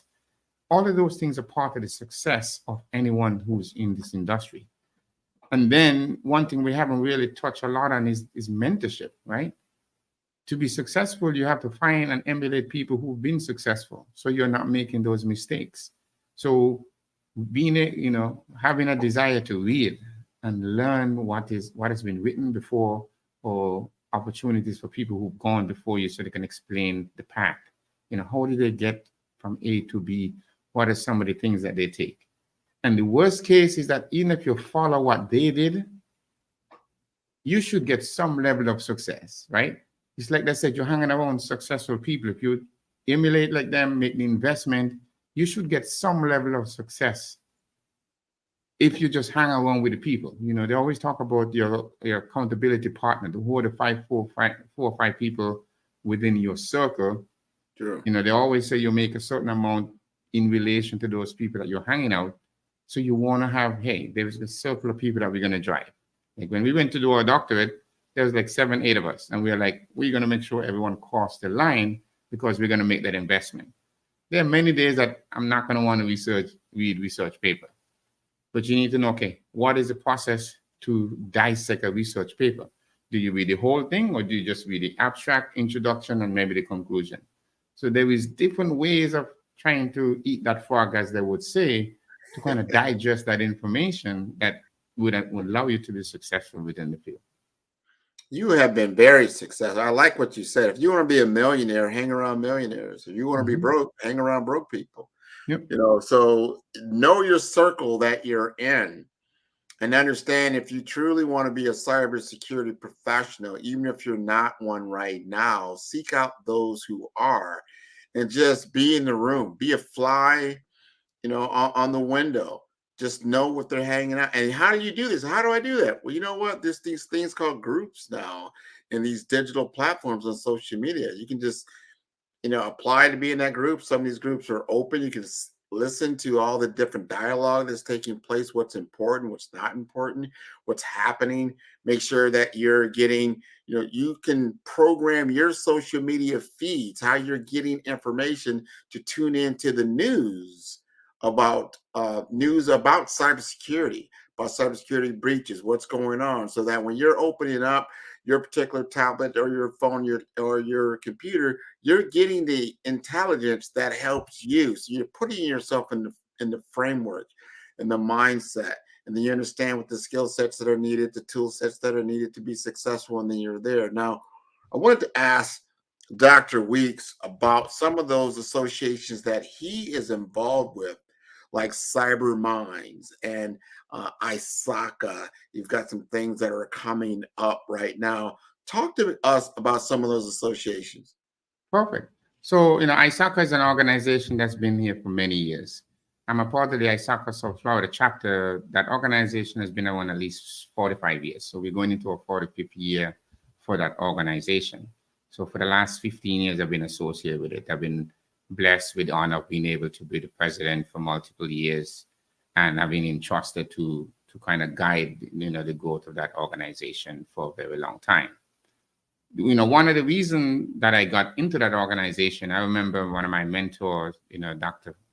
Fernando Martinez, and I worked for a healthcare provider in South Florida for a couple of years ago. And he kind of challenged the whole IT department. There's about 120 people. He's like, hey, the organization is willing to invest in you to go out and get certification and get training. One of the organizations that was around that he was a part of at the time was ISACA. So, I've worked for many organizations before that did not throw out a challenge like that. And like I said before, as a student on knowledge, I took him up on it. That was back in like 2007, where I got started with ISACA and doing a lot of that effort. I wanted to be the best, so the best had multiple certifications. So I invested the time, and he was one person who kind of created that almost like a vision board of what you want to do, right? He was successful, you respected him, and you can see like people respected him within the community. So that was one organization that I got involved with. ISSA was another organization that I got involved with more on the technical side. ISACA typically do a lot more audit, security, compliance, and risk. And the ISA is a little bit more hands-on. IC Squared is another organization that I've been affiliated with over the years as well. And then IAPP, which is a privacy-focused organization, primary attorneys and individuals who have an interest in data privacy, whether locally, regionally, or globally. Then one new organization that I've been working to get started in South Florida is an organization called Cyversity. So when you start talking about something that you're passionate about, Cyversity was something that I reached out to the founders going back at least 7-8 years ago. One of my friends from ISACA had invited me to a conference up in DC, I think back in 2017 or something along that line. And we went to this organization. I was like, wow, because this organization was looking at opportunity for minorities at the time and underserved communities. So when you talk about individuals who have vision, looking at where the organization and the industry was going, there were early adopters, as you will call it, who was trying to address what we are seeing as a skill gap today. So Cyversity is something that I was passionate about even before I was able to start a chapter. At the end of last year, I was blessed with the opportunity now that the time was right for them to open up an organization within South Florida. And I was one of 5 people who was the founding member of the local chapter. So we are kind of passionate about that. And the focus, like I said, is addressing that underrepresentation of women and minorities and veterans who's not taking some of the opportunities that exist within cybersecurity. So that's something that I'm really passionate about.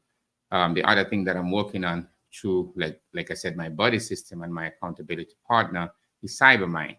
CyberMind is a research organization where the primary focus is, how do we bring our skills and expertise to those areas that lacks not only diversity and equity, but also thought, right? So when we walk into a room and there's 8 brothers and sisters, all doctors, all top of their game in multiple parts of the organization or multiple parts of the industry within cybersecurity, you kind of speak truth to power, as they would say, because before you open your mouth, you already have some expertise. So you're bringing learned experience and you're bringing research and then the ability to address it in a non-profit organizations. Because when we see where the market is going today, I think there's a big, not only there's underrepresentation within those fields, but funding is lacking. So the opportunity for investment is not always there. But that's the goal that Cybermind is trying to address that gap in the marketplace. No, I want our audience to truly understand you're not just part of one organization, multiple organizations that have different types of capabilities and what they focus on. And that's going to help you to be very well rounded. And a lot of them have mentorship programs. You just have to become a member. And a lot of the memberships aren't like, an exorbitant amount of money or something like that. You just take a look at where you're at and what you want to accomplish, and then become a part of that community. And before you know it, you can move forward. I've had several people on even just recently on my particular podcast that whether they were from a different community, different race, religion, all that other stuff from a diverse standpoint, didn't matter. It was all about what you just said, the ability and desire to learn. And that was it. If you demonstrate a desire to learn, you can be a part of this cybersecurity world and any part of technology that's taking place now in this digital landscape, which is just a pioneering opportunity for a lot of people that have been traditionally kind of like at the other opposite end of the social economic strata, just because of timing, situation, and a lot of other things. Now you can get to that point where knowledge is no longer a barrier. You can get it. You can get information. The thing you cannot get, just like that, is what you alluded to earlier, is experience. You got to go out and get this experience. Experience don't just happen. You've got to get the experience and the insight. And when you have those coupled together, you can communicate and you can help others in your well-rounded statement. So before we take off, Dr. Alexis, let us know, what's the best way to contact. Also, you've got an event coming up for ISACA. Yep. That's going to take place, I think, next month. Tell us a little bit about that. So the ISACA, we're having our WOW conference. It's the premier cybersecurity conference, for South Florida. We've been doing it now. We're in our 17th year. So I've been there with this organization when we kind of get this jump started. And the idea behind the conference is like, we want you to be able to come, listen to speakers and be wowed, right? It's an opportunity to learn from individuals who have been successful at doing it, like I said before. And, the affiliation with the organization, one of the things that we've been trying to do is, like you said, to get more people into the field. So there's a big focus around students and individuals who's trying to look for mentorship from an organization perspective. This year, we are hosting the event at Miami-Dade College in the Workman Center in downtown Miami. It's going to take place on June 16th. So it's a full-day conference. We're going to have a whole bunch of powerful speakers that's going to come in and talk about all the great things that's happening within cybersecurity, risk, and compliance. The theme of this year is looking, you got to evolve or fail. So if you don't evolve, like we said, you're bound to fail if you're not learning from the past and looking at opportunities. So this year, we're hoping to have about 350 to 400 people pass through for this conference, multiple teams. We're going to have a sister who's going to come in and do some stuff on AI in the healthcare and some of the risk around the privacy landscape from a research perspective, practitioner perspective within healthcare. So all your buddies at HIMSS may probably enjoy that as well. And then the focus on, like I said, from students, there'll be opportunity for mentorships. A majority of the money from this type of conference go towards scholarship. So the organization gives out about 8 or 9 scholarships every year for individuals at local colleges. Awesome. This has been great. Thank you so much for being on the Black Business Olympics. Thank you, Grant McGaw and Dr. Alexis P. Weeks. Both of you, thank you so much. Genius is common, and I'll see you on the other side. Have a good one. Good weekend. Have a good one.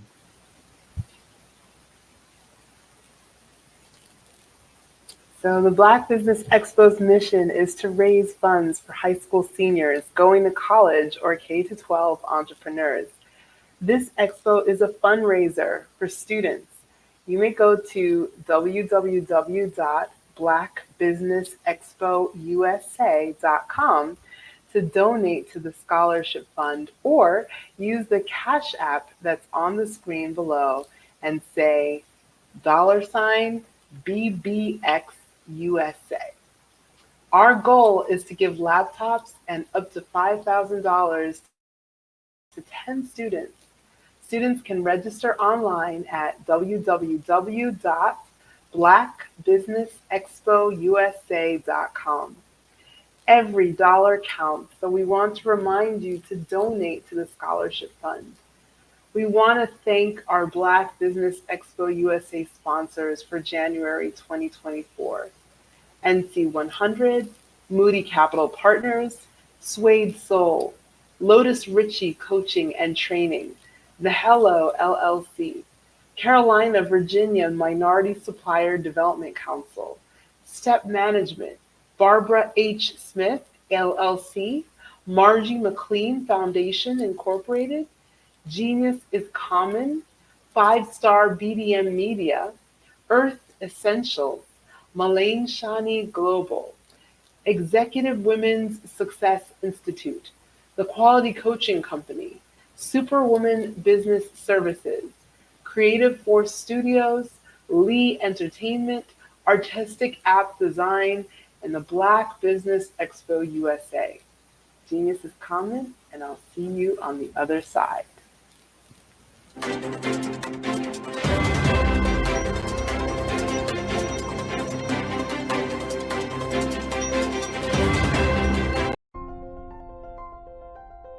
What if you could build your own city?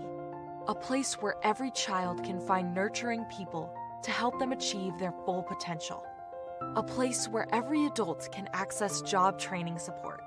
Where health education is abundant. Where social justice ruled the land. A place without limitations. Welcome. You have arrived at STEM City USA. It is what every city should be. A safe and trusted community where you find people and resources to help you become everything you are and beyond. STEM City is unlike anything you have ever experienced. It is a digital twin of the world around you, only better. STEM City is about energy and soul renewal. It is more than a digital world. You can almost feel the power of live cultural events, music, and theater. STEM City promises a better future for children with caring mentors and hands-on activities with dedicated tutors to support our youth. STEM City is your passport to a healthy lifestyle with weekly events addressing our community's many issues. STEM City is your financial well-being with helpful information on wealth management, career advancement, job training, and so much more. STEM City is the community you deserve. It is the city where your dreams can come true. STEM City USA, a place in the sky that is accessible to all who reach for the stars.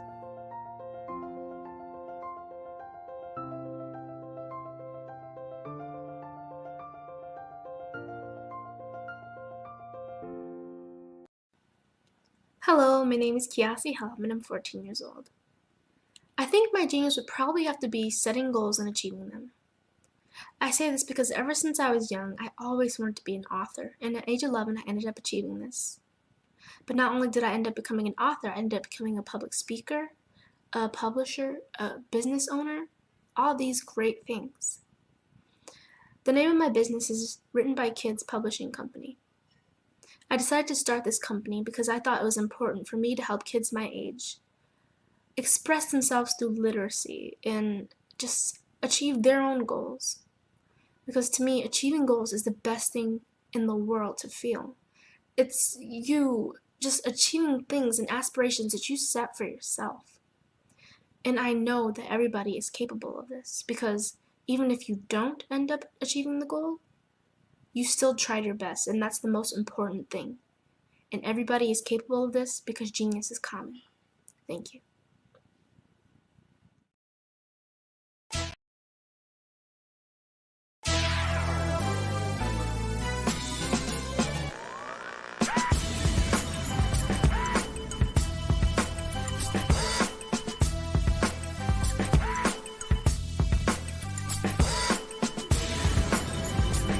You are watching The View from Hampton U, exploring Hampton University's rich history, the past, present, and promising future.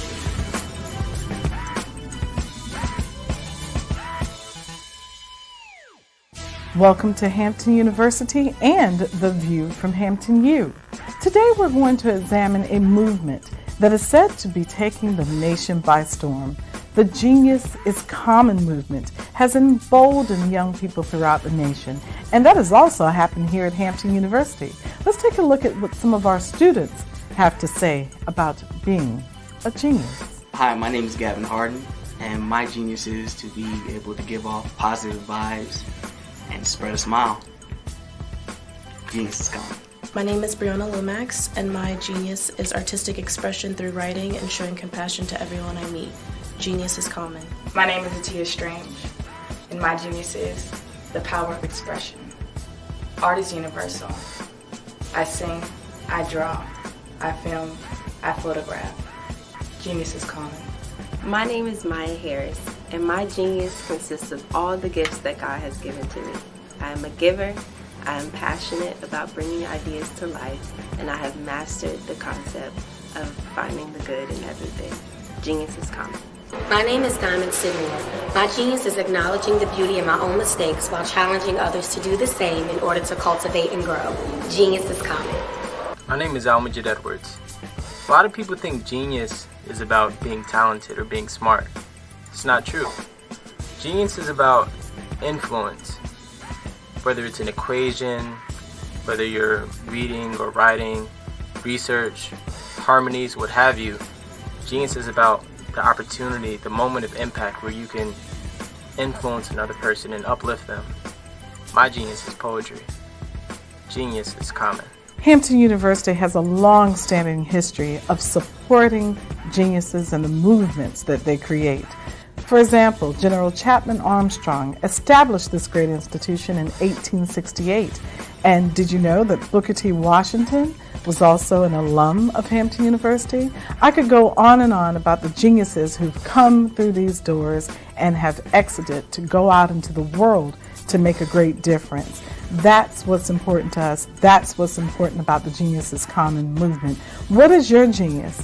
You should take the time to think about that today. So thank you for watching The View from Hampton U. And remember, genius is truly common.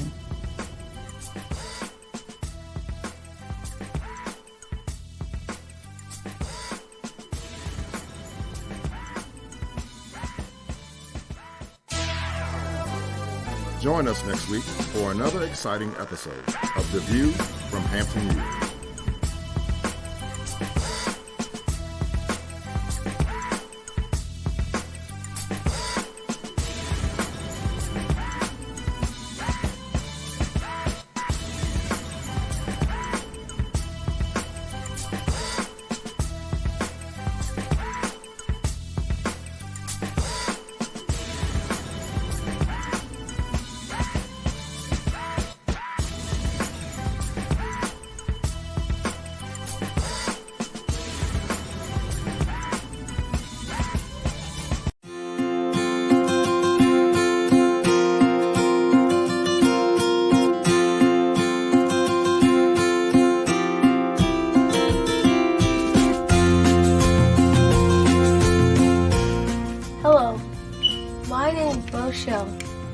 I am 11 years old, and my genius is entrepreneurship, and my genius is common.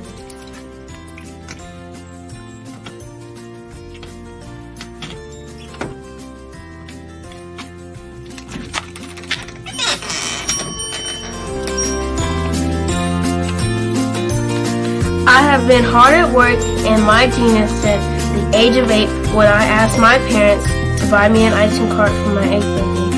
Why? Because I love ice cream, and I knew that 99.9% of the world loves ice cream too.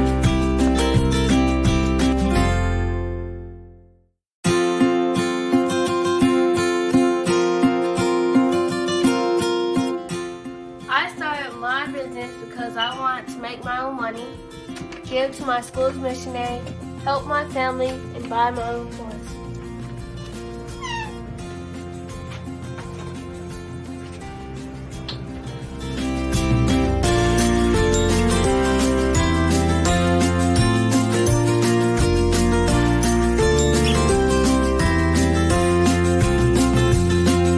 While working in my genius, I have learned a lot about business and what it takes to be successful. I quickly learned that hard work, determination, and perseverance are the standard qualities you need to succeed.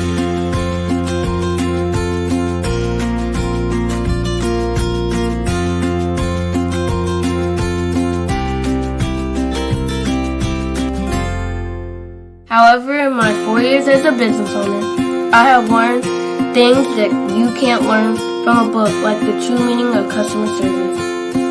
Great customer service is how you sincerely say thank you to each person who spends their money with you.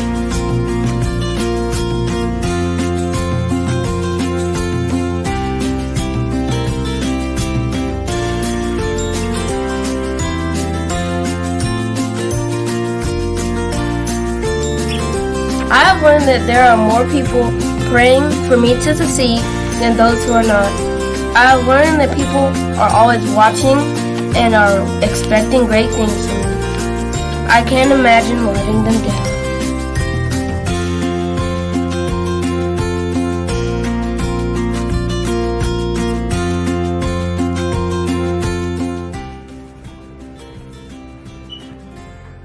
I have learned that I must lift as I rise, and that I must be my brother's keeper.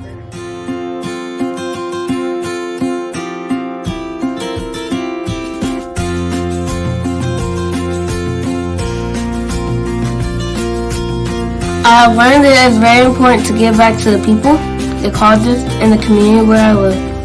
I have also learned that once I become a billionaire, I will be well on my way to becoming a billionaire and to changing the world by providing jobs and opportunities to others.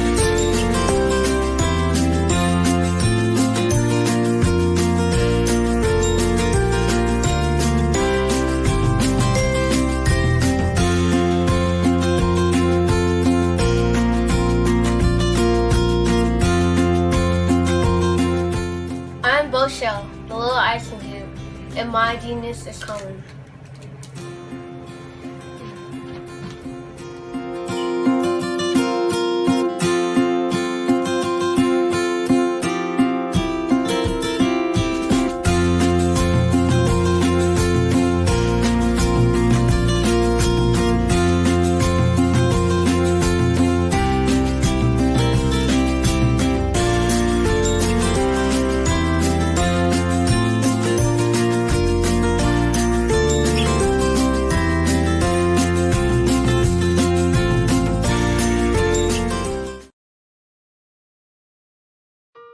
Hello, this is Israel, and I am CEO of Daydreams Interactive and author of Princess Planet. So, genius is common, and as a kid, I loved to daydream. Even as an adult, I love to daydream. And when my daughter became 6 and loved princess characters, but we just could not find the diversity that showed her, we created our own characters. So, for instance, you have Princess Nulu right here. Princess Nulu is from Uganda, and her genius is that she loves to take care of animals. She can actually even listen and hear what they say. And then we have Princess Isabella right here. Princess Isabella, she's from Cuba, and her genius is biochemistry. One day she hopes to eliminate disease. Then we have Princess Nia right here, and Princess Nia is based off of my daughter, and she is what she wants to be, the greatest dancer alive. So that's her genius. So what's your genius? My genius is my imagination. Genius is common.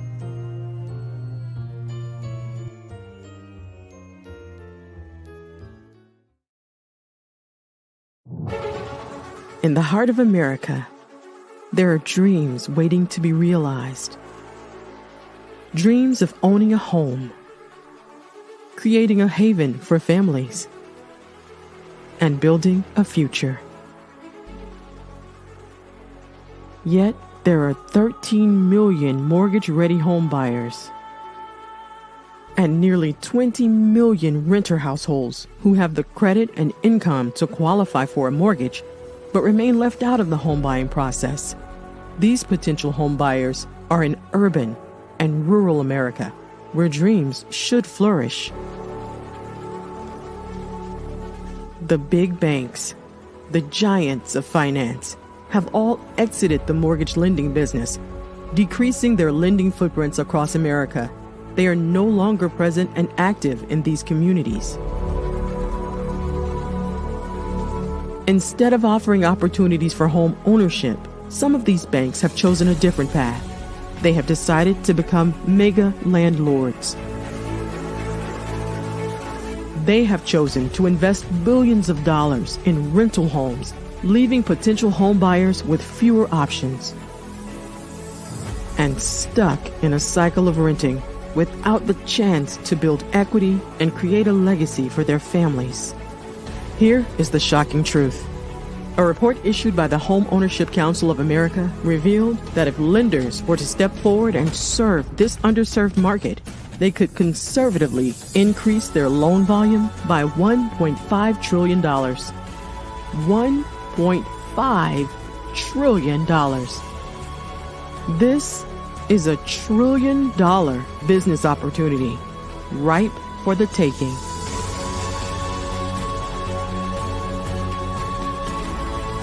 That's why I Have a Dream Home is here. We support the American dream of home ownership in urban and rural America. We believe in the power of social consciousness and the impact it can have on people's lives.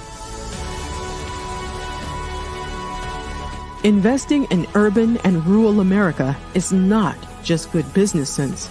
It's a moral imperative. Our mission is clear.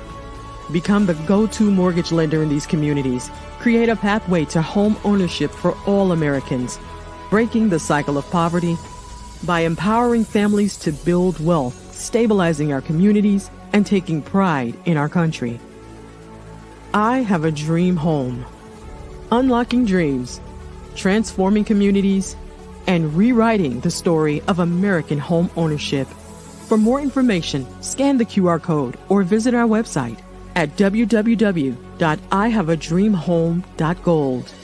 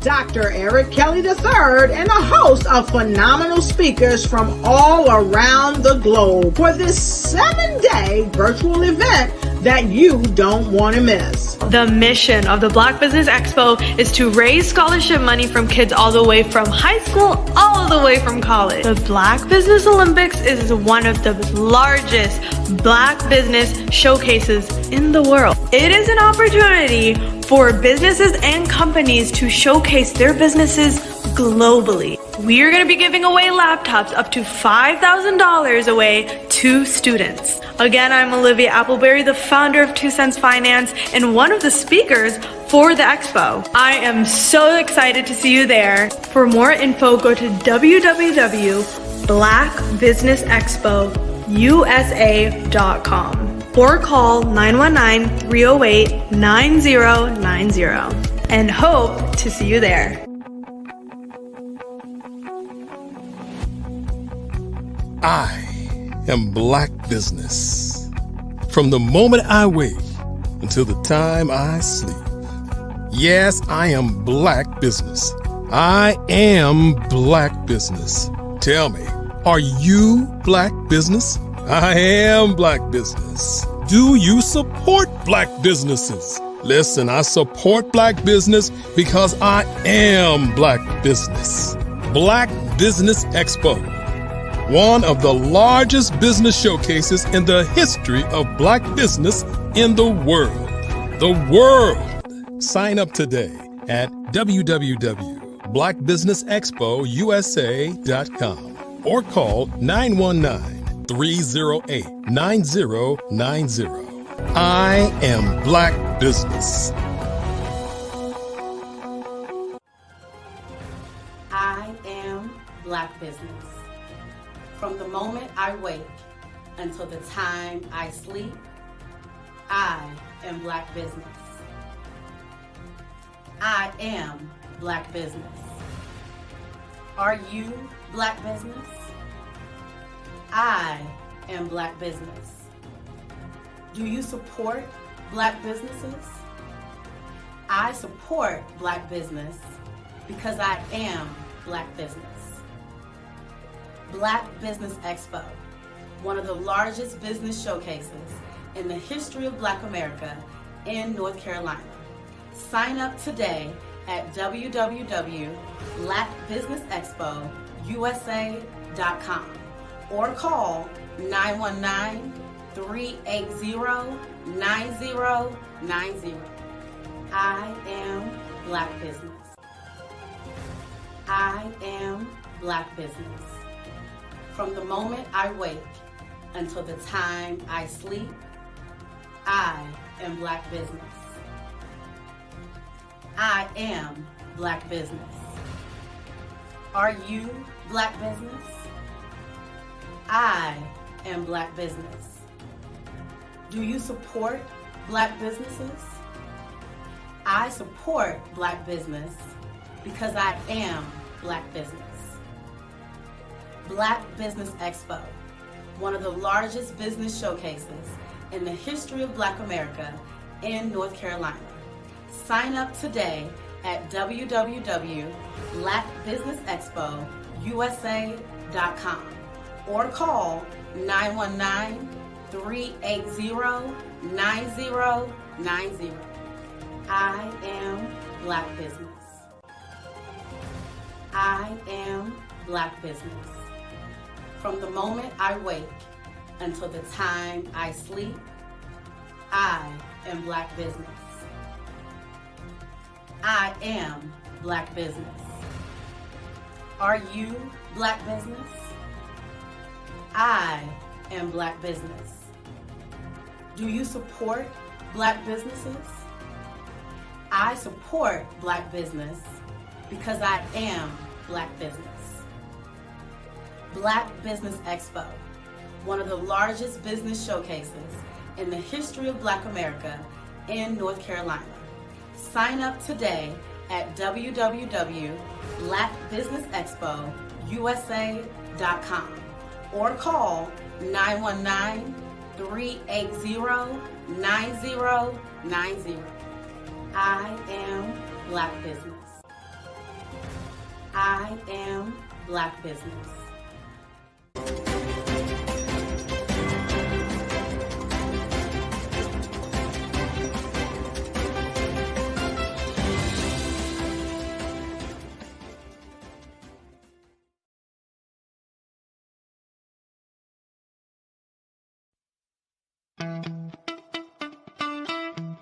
How many times have you been asked to help someone you didn't even know, a student, a business entrepreneur? Or did you ever even ask, where did they end up? That business, that friend, that entrepreneur. Well, just maybe they ended up in a gang, bankrupt, homeless, or worse, dead. Maybe they turned to crime, drugs, and alcohol. Did you ever wonder? Did you destroy their dream, or was your life always so easy? At the Black Business Olympics, we started a movement to help students complete. Give them hope and foster success. Help them to leave their dreams of providing laptops, computers, and up to $5,000 in scholarship funds. Today, we ask you to help a student, a business owner, or an entrepreneur to realize their dream by sponsoring them, supporting them, and buying from them. Consider this. With $1.6 trillion in our Black community, we only ask for a small donation for our students, our businesses, and our entrepreneurs. And you can change a life today. So I ask you, what are you going to do? Sit on the sideline and watch our students in high school be leaders, miss out on their dream from lack of resources? Or are you going to donate to the movement and change their future and yours as well? Give us a call today at 919-308-9090. Change their life by investing with action to the Black Business Olympic Fund. The Black Business Olympics, one of the largest business showcases of Black business in the history of the world.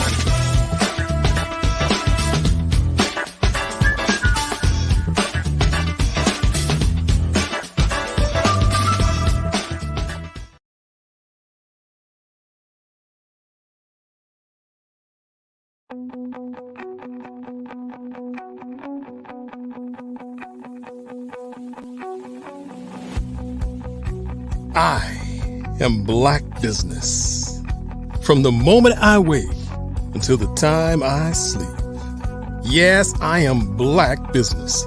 I am Black Business. Tell me, are you Black Business? I am Black Business. Do you support Black businesses? Listen, I support Black business because I am Black Business. Black Business Expo, one of the largest business showcases in the history of Black business in the world. The world! Sign up today at www.blackbusinessexpousa.com or call 919-308-9090. I am Black Business.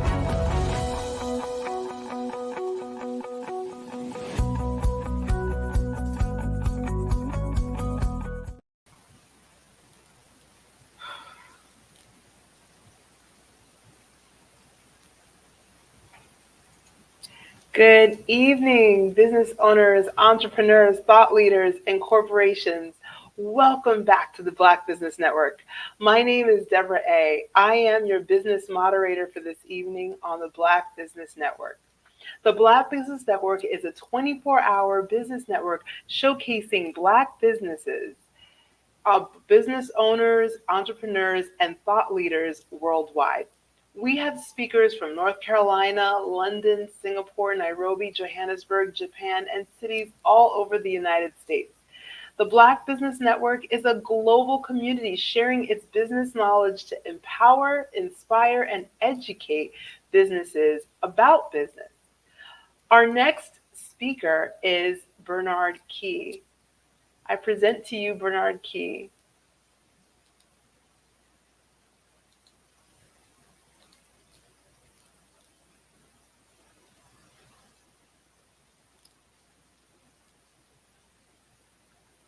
Absolutely. So our coaching program help people that have the lack of time, that lack strategies, and lack the confidence to go after their dream life. So we help them implement tools. We help them implement, I love to leave the inherited lack of finances or the education behind finances. But it wasn't until I lost my firstborn, my only son, that life changed for me. And where I was going after it all, living the corporate life, hit my 6-figure income, and living in my dream house with my dream man, driving my dream car. Wow. I nearly lost it all when I lost my son. And so I realized it only takes one financial catastrophe that can change your entire life. That's what made me start All New Beginnings. Because no matter what's going on in life, there's a new beginning. And because of that, we develop a program called Wise Minded. My little slogan is, don't just dream it, let's live it. If they want to connect with you or work with you, what is the best ways for them to be able to do that? Well, for my social media guru, you can connect with me on every single social media platform as Tanya T. Rose.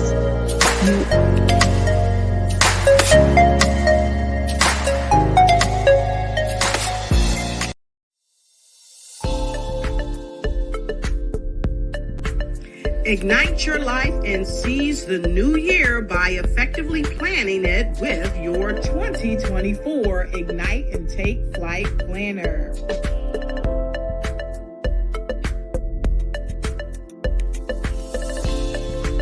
It's time to navigate your success with strategic project management.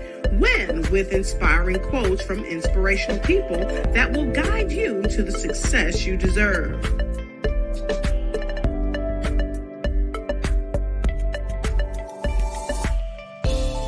And don't forget to track your dollars, habits, empowering notes, and connect with dynamic brands.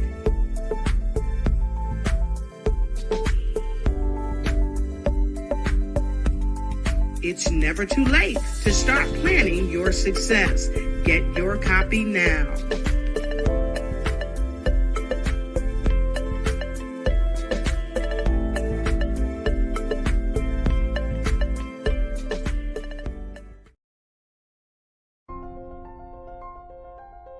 What if you could build your own city? A place where every child can find nurturing people to help them achieve their full potential. A place where every adult can access job training support, where health education is abundant, where social justice ruled the land. A place without limitations. Welcome. You have arrived at STEM City USA. It is what every city should be. A safe and trusted community where you find people and resources to help you become everything you are and beyond. STEM City is unlike anything you have ever experienced. It is a digital twin of the world around you, only better. STEM City is about energy and soul renewal. It is more than a digital world. You can almost feel the power of live cultural events, music, and theater. STEM City promises a better future for children with caring mentors and hands-on activities with dedicated tutors to support our youth. STEM City is your passport to a healthy lifestyle with weekly events addressing our community's many issues. STEM City is your financial well-being with helpful information on wealth management, career advancement, job training, and so much more. STEM City is the community you deserve. It is the city where your dreams can come true. STEM City USA, a place in the sky that is accessible to all who reach for the stars.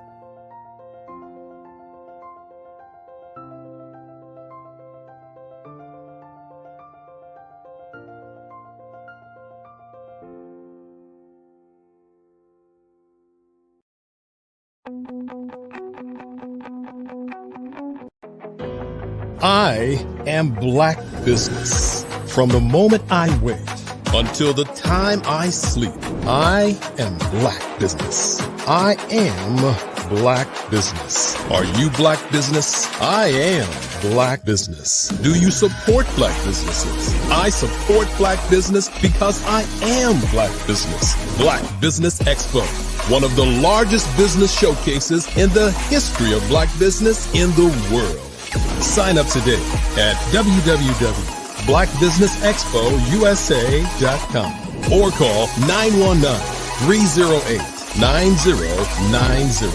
I am Black Business.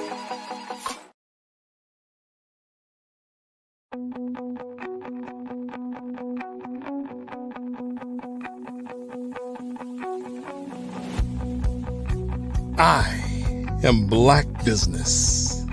From the moment I wake until the time I sleep. Yes, I am Black Business. I am Black Business. Tell me, are you Black Business? I am Black Business. Do you support Black businesses? Listen, I support Black business because I am Black Business. Black Business Expo, one of the largest business showcases in the history of Black business in the world. The world! Sign up today at www.blackbusinessexpousa.com or call 919-308-9090. I am Black Business.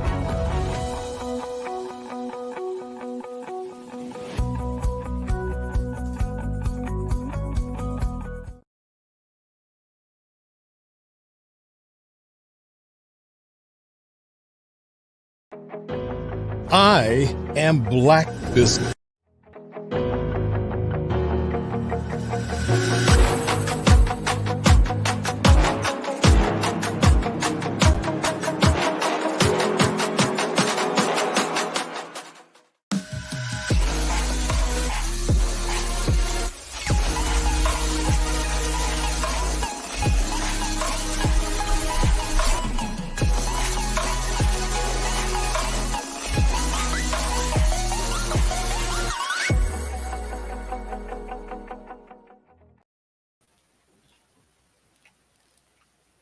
Welcome back. As I said before, our next speaker is Bernard Key. Bernard Key, CEO of Nubian Media, has been involved in the community and schools for over 20 years. As a consultant, he was one of the lead project managers responsible for deploying wireless technologies in Chicago's schools in the 90s. Mr. Key implemented, designed, and deployed Wi-Fi solutions for over 1,700 public and private schools and community centers. His wireless infrastructure design is now a standard for all the inner city schools. As a result, students are not confined to the classroom, desk, or building. I present to you Bernard Key. Thank you. Thank you for having me. Thank you for being here, Bernard. And for Genius is coming. I'll see you on the other side. Thank you. Excuse me, everybody. Yes, thank you for having me on, Dr. Kelly, and the privilege of talking about my passion for technology as well as my endeavors with STEM City USA and STEM City Chicago.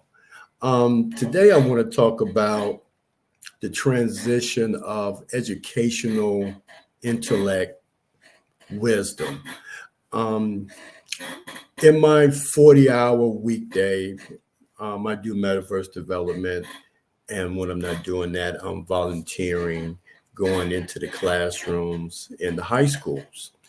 And I'm currently implementing a workforce development program around Web3 technologies like solar panel certifications, metaverse, Unity, what else?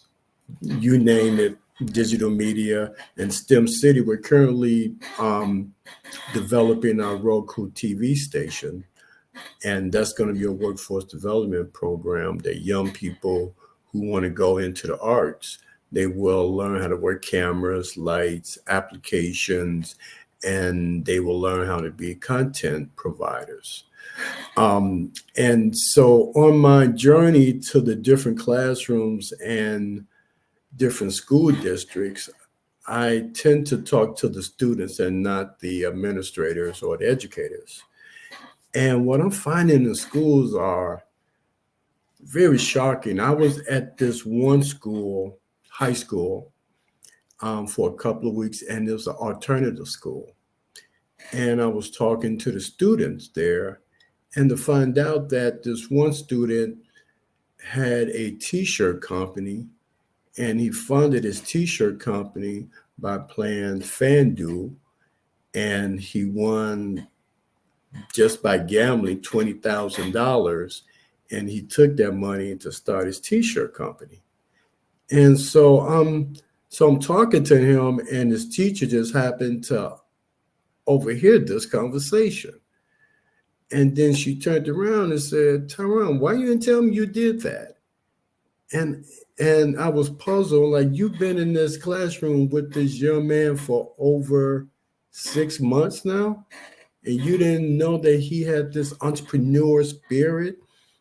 and he's basically doing stuff that you didn't even teach him. And so I look at the educational system, and I can only think that the administrators, the school districts, they are grooming our kids to be consumers of technology and not inventors. And when you meet young Black men or young Black women or brown or any other nationality that got this entrepreneur spirit, we must have educators that's insightful enough to energize and inspire that young man. And when I walked in the classroom, I was taken because he was asleep with his head down. He had his hoodie on, and he wasn't engaged in any type of learning. And so it took me to have like a conversation with him to find out what his interest. Then he lit up. And I just wonder how many of our kids that are in school right now that are capable of writing a business plan, developing a business, collaborating with adults in terms of facilitating their business plan and to create their hustle.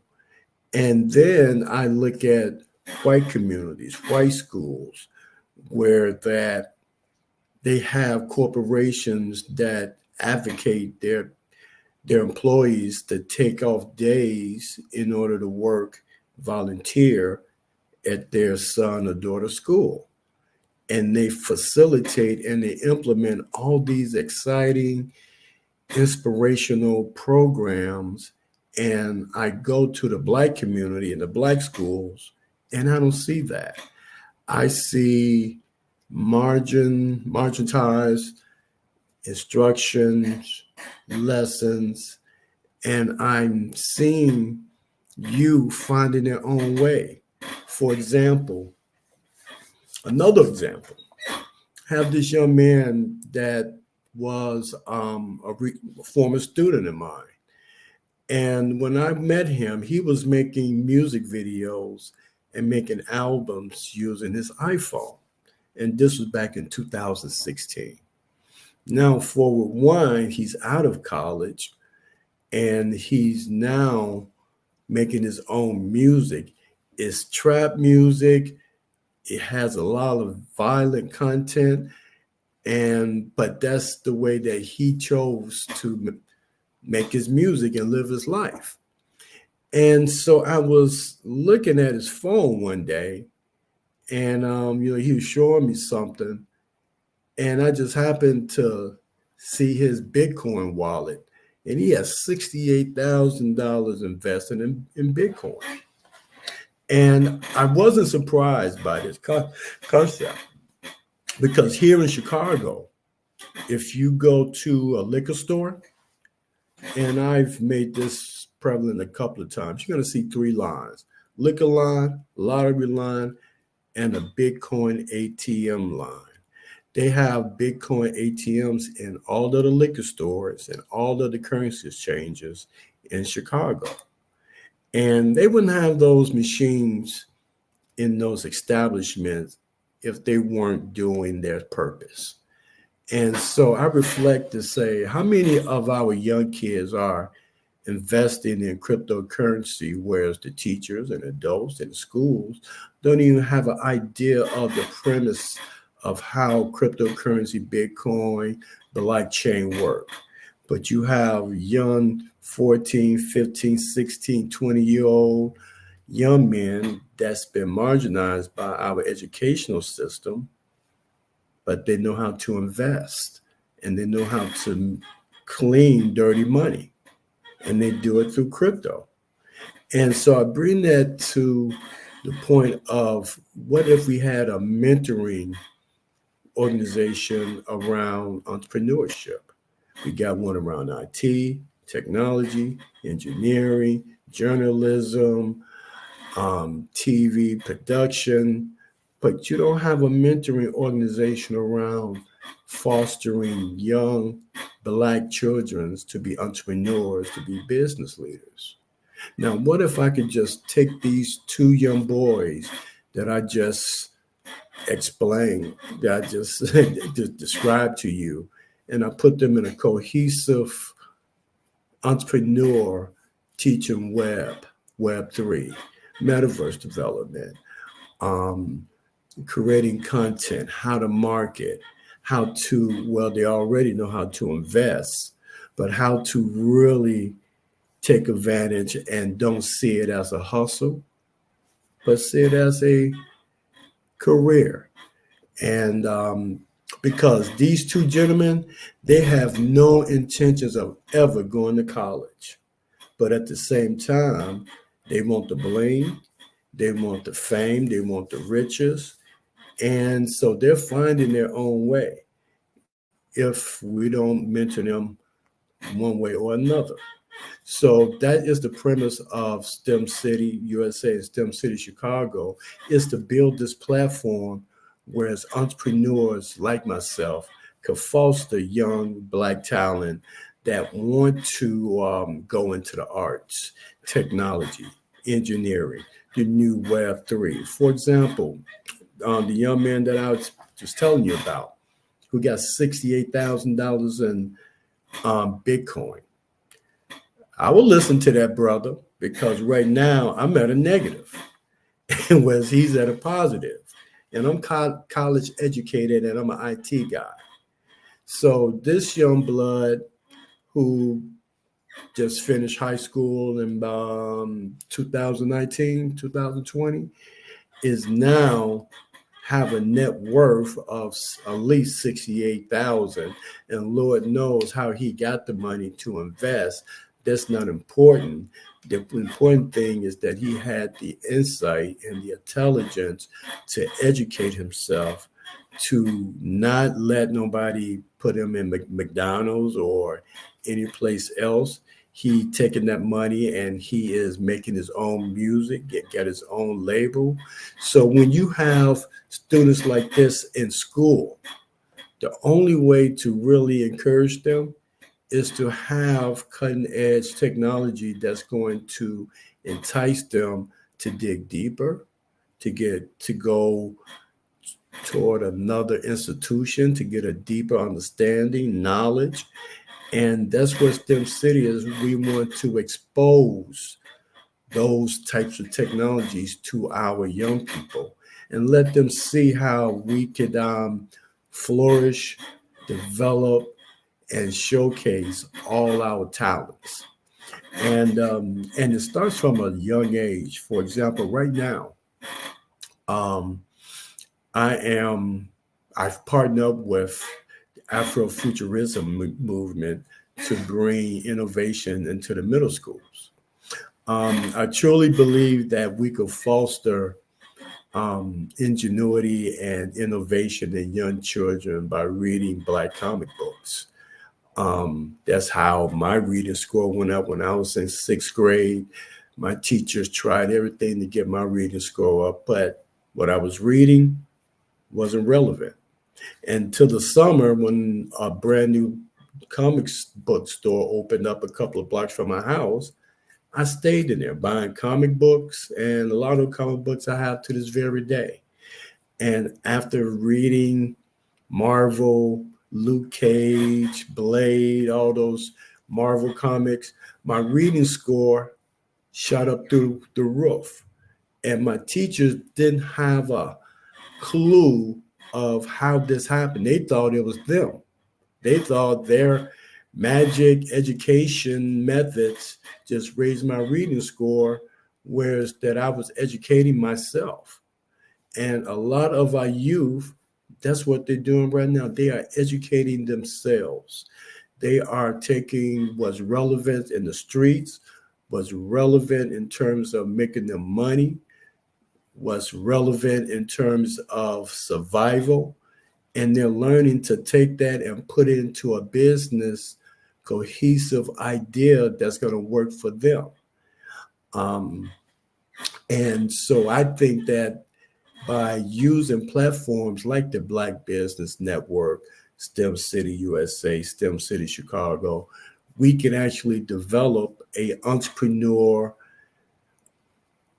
ecosystem that all our youth could tap into according to their talents, their skill sets, their aspirations, their inspirations, their experiences. That could be reflected into building a whole new Black network. And what that network will be based on is the new technologies. Just like when the internet first came out, then Web 2 with social, MySpace, all those social media spots. Now with the terms of Web 3.0, now it's time for Black entrepreneurs and Black leaders to step up their games by resetting our whole Black consciousness with technology that's involving Web 3. Teach ourselves how to invest in NFTs and how that NFT technology can benefit and be a part of our everyday transactional life. For example, I partnered up with a couple of liquor sponsors, well, liquor companies rather. And right now, what I'm currently doing is creating a whole NFT ticketing structure for them to market with their liquor bottles. They make small batches and they got these beautiful bottles. And I partnered up with some renowned Black artists. And we're going to be putting NFT with artwork on liquor bottles. And that is a collectible item that's going to be a part of a fabulous NFT parties. We actually are working with a young man by the name of Eric January, who artwork is currently in NFT form in STEM City. He's working closely with Autodesk to fabricate his own gym shoe. He is a recent HBCU graduate from Howard. He's the spokesman for the Bosman Media Center on Howard, and he's a part of the Nike for HBCU Yard Runner artist program. And his work has been shown in Salt Lake City for the All-Star game last year. And he travels throughout the nation promoting his art, as well as working on creating the fashion line for his gym shoe. And this young man, he is one of the young men that I've been mentoring for years, ever since he was in third grade. And so I'm having the chance to see him come from a young third grader to a 22-year-old with aspirations to be a famous artist, fashion designer, gym shoe manufacturer, and he wants to do it big. But we cannot let our kids dream big when the skill sets that we possess are small.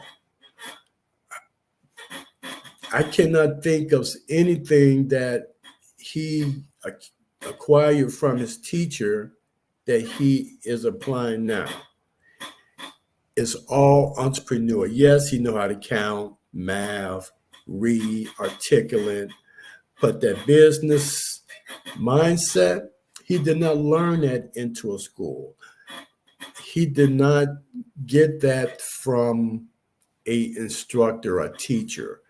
That was from mentors. That was from business people that his father and his parents surrounded him around. And as a result, he breezed through college on the dean's list every semester. And that just led him to concentrate on his art and what he wants to do right now since he's out of college. So if we provide these avenues for our kids, you would be surprised what they will grow up fast and they will have some creative, innovative ideas that your business as well as your entrepreneur self can collaborate on. And guess what? That child that you was mentoring is now your business partner who have more of a technical skill set that you have, that have more marketing appeal, because they're a younger generation and they know a certain demographics and they have something to say and something to express. So when we are talking to our youth, we got to realize that that's our future. And a lot of entrepreneurs and a lot of Black business people don't look at it that way, but I do. And my skill set was I needed a workforce. So now I have my workforce that I groomed myself for over 15 to 18 years. They're out of college and now they're working professionals and we collaborate all the time. Wow, amazing. Thank you so much, Bernard, for sharing your stories. I was captivated by these stories of these young men and just touched in so many ways by what you shared. So thank you so much. It was a pleasure. Thank you for having me on. Man, genius is coming, and we'll see you on the other side. So thank you for listening and being here today. The Black Business Expo's mission is to raise funds for high school seniors going to college or K-12 entrepreneurs. This expo is a fundraiser for students. You may go to www.blackbusinessexpousa.com to donate to the scholarship fund or use the Cash App that's on the screen below and say $, the $sign, BBXUSA. Our goal is to give laptops and up to $5,000 to 10 students. Students can register online at www.blackbusinessexpousa.com. Every dollar counts, so we want to remind you to donate to the scholarship fund. We want to thank our Black Business Expo USA sponsors for January 2024. NC100, Moody Capital Partners, Suede Soul, Lotus Richet, Coaching and Training, the Hello LLC, Carolina, Virginia Minority Supplier Development Council, Step Management, Barbara H. Smith, LLC, Margie McLean Foundation, Incorporated, Genius is Common, 5-Star BDM Media, Earth Essentials, Mullane Shani Global, Executive Women's Success Institute, The Quality Coaching Company, Superwoman Business Services, Creative Force Studios, Lee Entertainment, Artistic App Design, and the Black Business Expo USA. Genius is common, and I'll see you on the other side. You are in the right place at the right time. The Black Business Network opens again for its Black Business Olympics, a 24/7 broadcast on business, strategies, global branding, social media marketing, finance, advertisement, and much, much more. Featuring the top, most powerful entrepreneurs and speakers and thought leaders from all around the world as they gather together for this phenomenal event. Join the Black Business Network streaming live into the metaverse, STEM City USA, Black Multiverse, Pod TV, Roku, Hulu, iHeartRadio, Apple TV, YouTube, TikTok, Instagram, Google Podcasts, Facebook, LinkedIn, IBM TV, Spotify, and Twitch. Tune in today and be a part of this amazing movement. The Black Business Olympics welcomes you. Hello, I am Dr. Eric Kelly III, the visionary strategist and founder of the Black Business Olympics. I invite you to showcase your Black-owned businesses on the Black Business Network global stage. The Black Business Olympics is a global Black Business Network platform that propels Black-owned businesses into the international spotlight. By showcasing your business on the Black Business Olympics platform, you can reach a worldwide audience of potential customers, partners, and investors. You can also establish yourself as a thought leader and expert in your field, attract lucrative partnerships, and more speaking engagements.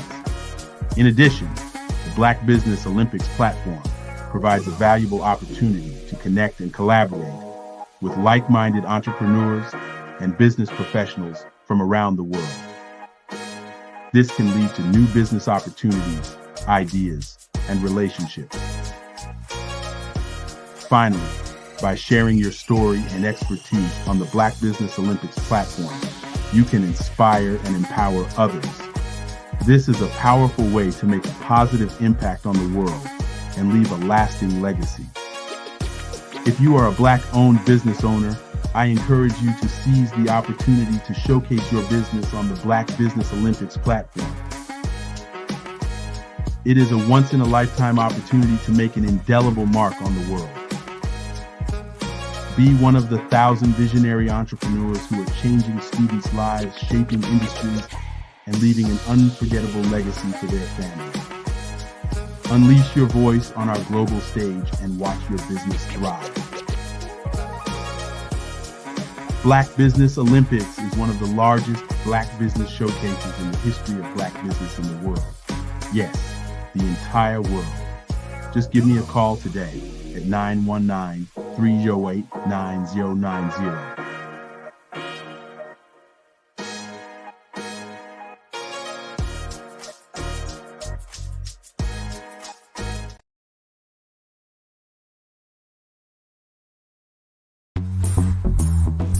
Attention all entrepreneurs and companies. Are you looking for reliable and efficient virtual assistants and back office support to help you manage your business tasks? Look no further than Superwoman Business Services.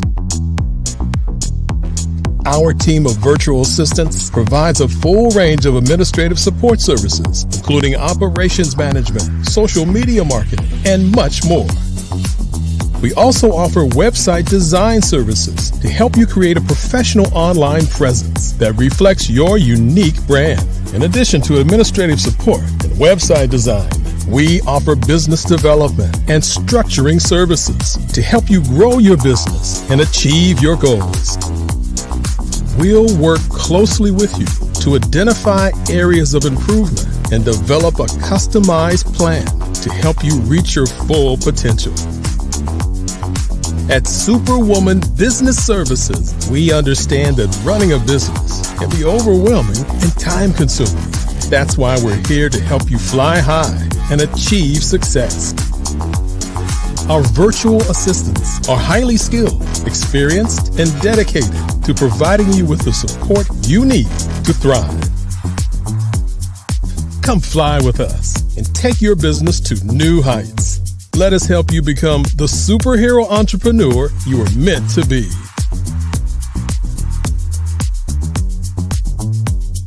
Contact Superwoman Business Services today to learn more about our back office support services.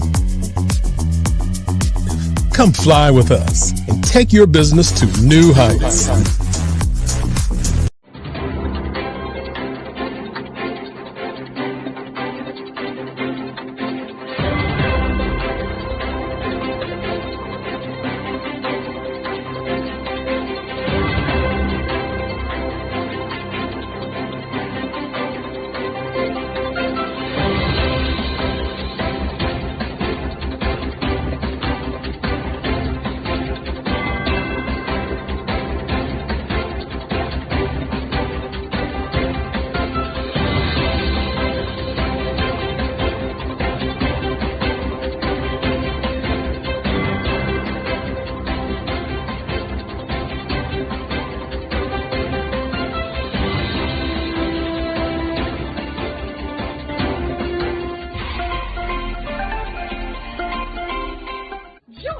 Dr. Eric Kelly III and a host of phenomenal speakers from all around the globe for this 7-day virtual event that you don't want to miss. The mission of the Black Business Expo is to raise scholarship money from kids all the way from high school, all the way from college. The Black Business Olympics is one of the largest Black business showcases in the world. It is an opportunity for businesses and companies to showcase their businesses globally. We are going to be giving away laptops up to $5,000 away to students. Again, I'm Olivia Appleberry, the founder of 2 Cents Finance and one of the speakers for the expo. I am so excited to see you there. For more info, go to www.blackbusinessexpousa.com or call 919-308-9090 and hope to see you there. I am Black Business. From the moment I wake until the time I sleep. Yes, I am Black Business. I am Black Business. Tell me, are you Black Business? I am Black Business. Do you support Black businesses? Listen, I support Black business because I am Black Business. Black Business Expo, one of the largest business showcases in the history of Black business in the world. The world!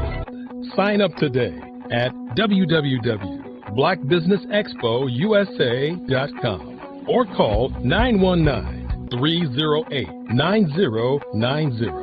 I am Black Business. I am Black Business. From the moment I wake until the time I sleep, I am Black Business. I am Black Business. Are you Black Business? I am Black Business. Do you support Black businesses? I support Black business because I am Black Business. Black Business Expo, one of the largest business showcases in the history of Black America in North Carolina. Join Dr. Eric Kelly III and a host of phenomenal speakers from all around the globe for this 7-day virtual event that you don't want to miss. The mission of the Black Business Expo is to raise scholarship money from kids all the way from high school, all the way from college. The Black Business Olympics is one of the largest Black business showcases in the world. It is an opportunity for businesses and companies to showcase their businesses globally. We are going to be giving away laptops up to $5,000 away to students. Again, I'm Olivia Appleberry, the founder of 2 Cents Finance and one of the speakers for the expo. I am so excited to see you there. For more info, go to www.blackbusinessexpousa.com or call 919-308-9090 and hope to see you there. I am Black Business. From the moment I wake until the time I sleep. Yes, I am Black Business. I am Black Business. Tell me, are you Black Business? I am Black Business. Do you support Black businesses? Listen, I support Black business because I am Black Business. Black Business Expo, one of the largest business showcases in the history of Black business in the world.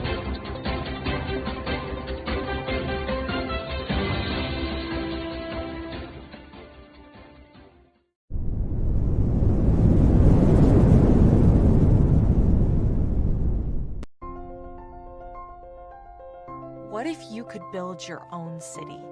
A place where every child can find nurturing people to help them achieve their full potential.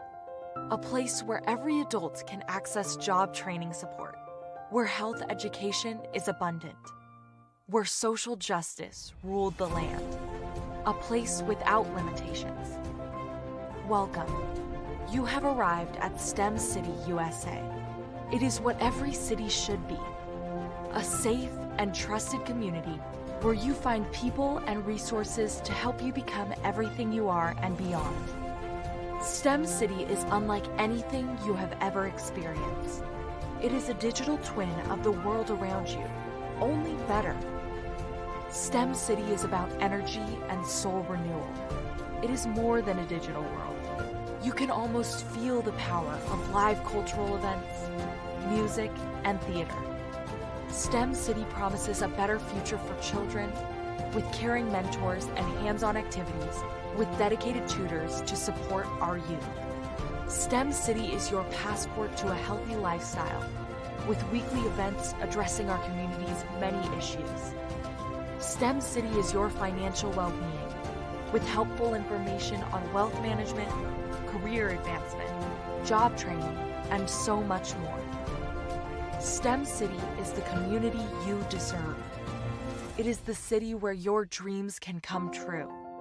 STEM City USA, a place in the sky that is accessible to all who reach for the stars.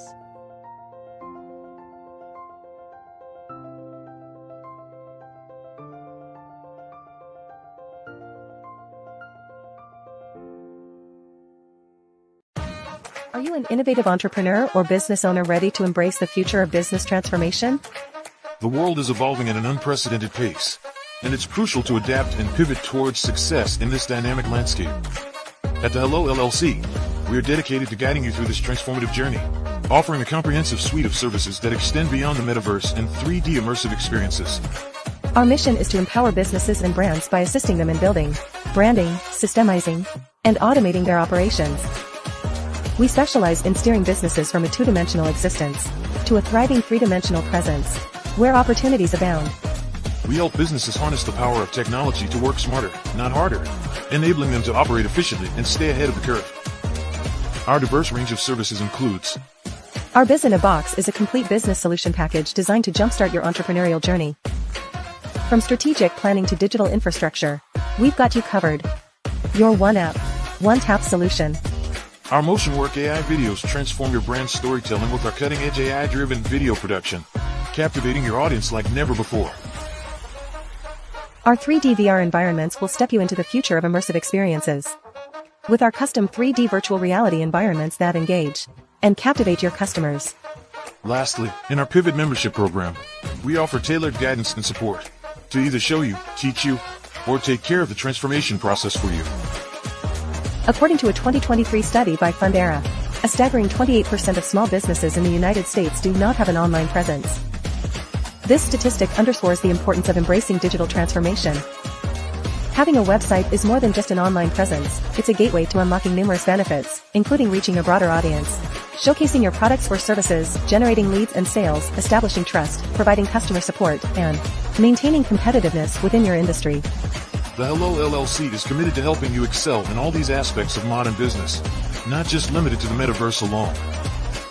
Why should you choose the Hello LLC to navigate this transformational journey? By partnering with us and harnessing cutting-edge technology, you can provide immersive experiences for your customers, expand your global reach, reduce operational costs, and enhance brand recognition, all while working with a company that holds integrity in high regard. Our commitment to ethical and principled business practices ensures that your journey towards success is not only innovative, it is also firmly rooted in trust and transparency. Don't wait. Take the first step towards a brighter business future. Contact us today to explore how we can support you in developing a remarkable digital presence and immersive experience that will leave a lasting impression.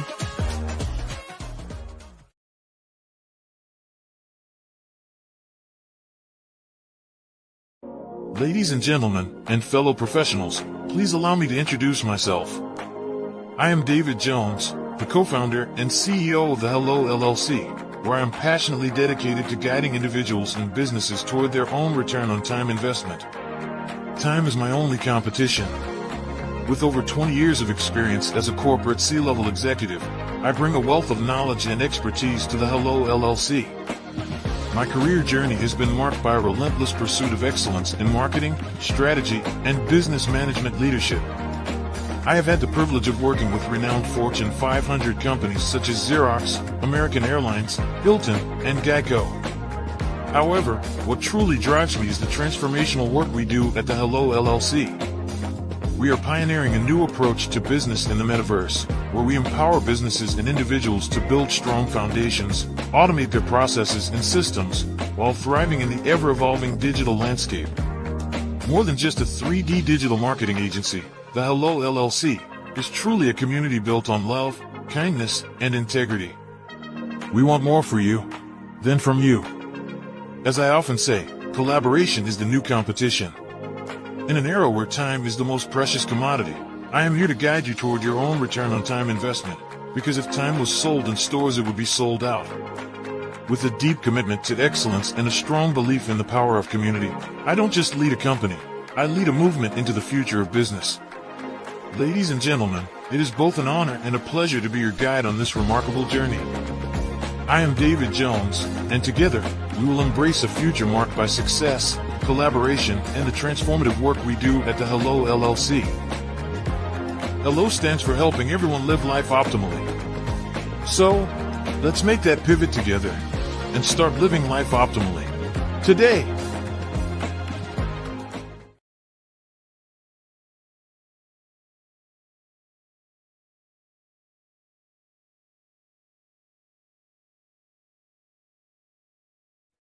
Hey everyone, it's Grant McGaw, CEO of 5-Star BDM and host of the award-winning Follow the Brand podcast and TV series, where I help you to build a 5-star brand that people will follow.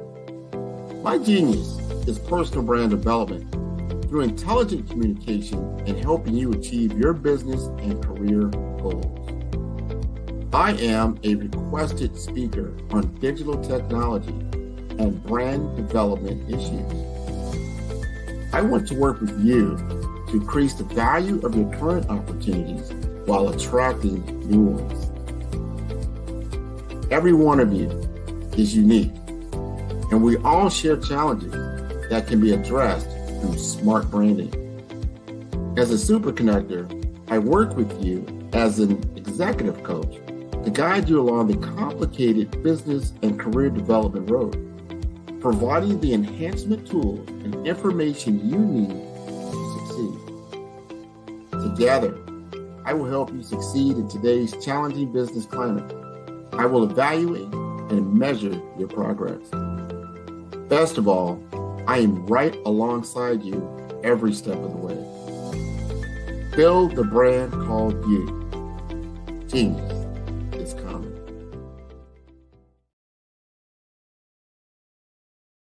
Artist to me is a creative expression of something from nothing.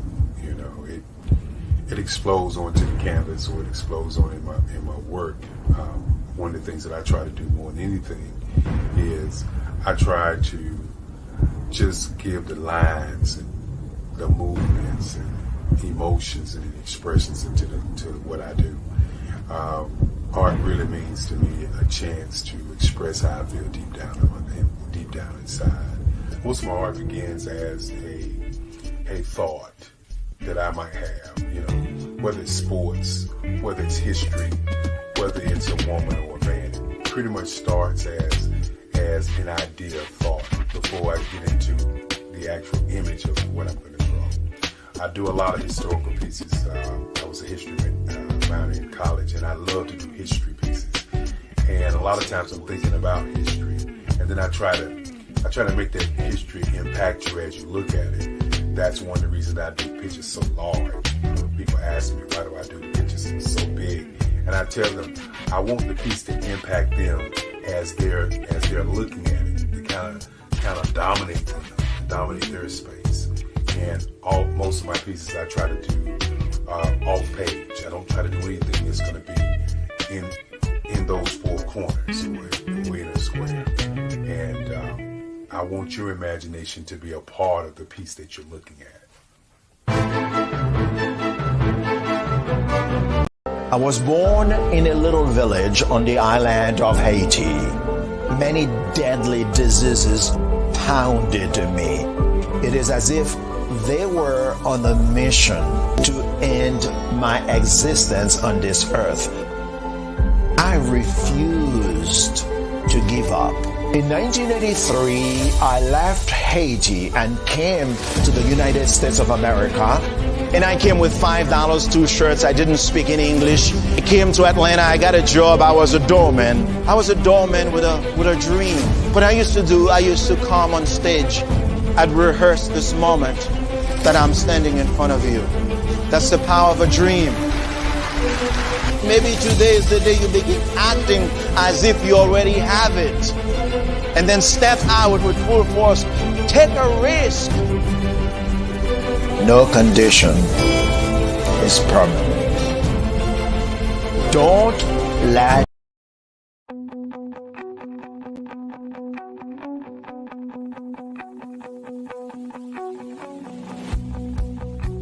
I am Black Business. From the moment I wake until the time I sleep. Yes, I am Black Business. I am Black Business. Tell me, are you Black Business? I am Black Business. Do you support Black businesses? Listen, I support Black business because I am Black Business. Black Business Expo, one of the largest business showcases in the history of Black business in the world. The world. Sign up today at www.blackbusinessexpousa.com or call 919-308-9090. I am Black Business.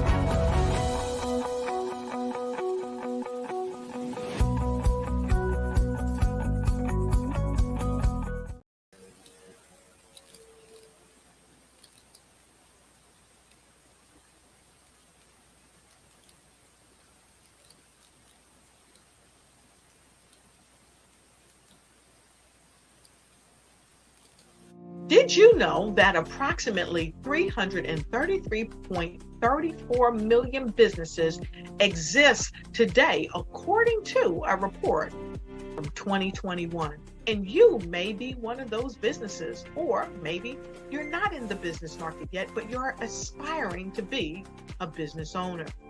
Well, guess what? You're in the right place at the right time. Because let's face it, everything is about timing and opportunity. Hi, my name is Dr. Lotus Richey, and I'm the CEO and founder of the Lotus Richey Coaching and Consulting LLC, along with the Lotus Richey Ignite Show.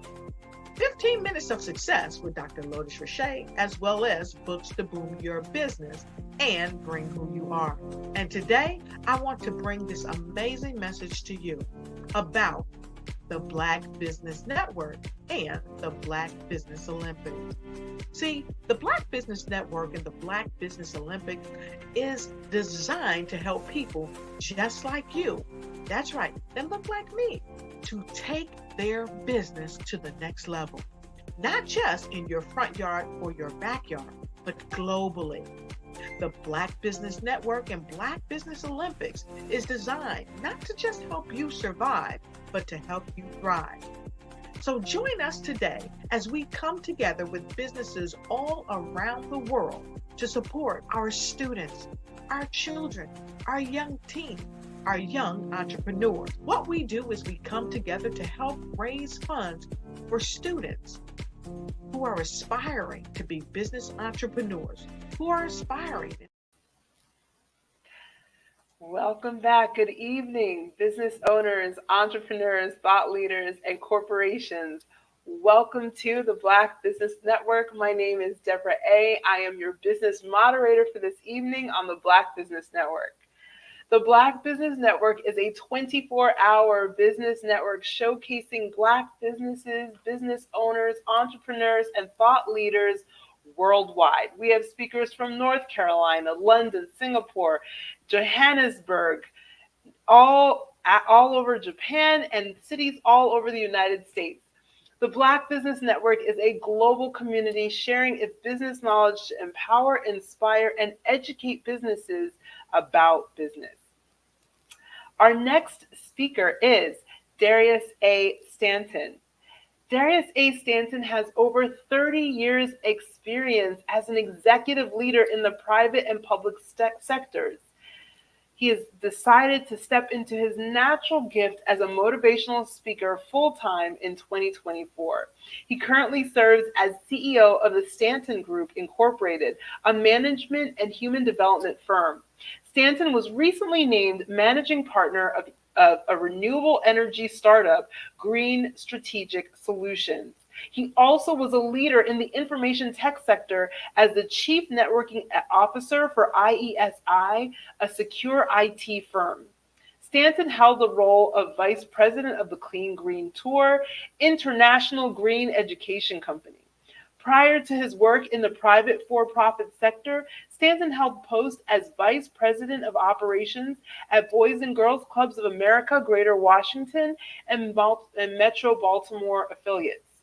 As a husband, father of 3 children, his family is very active in the Baltimore, Washington community. Darius' philanthropy placed him as the founding board president of Motiso, a woman, people of color business development nonprofit. He serves as the immediate past chair of the Maryland Black Caucus Foundation, and he currently holds the position of founding president of the New Village Academy Chartered High School. Stanton served as drug czar in the Hopkins administration. Stanton graduated with a master's degree in Human Services Administration from Lincoln University.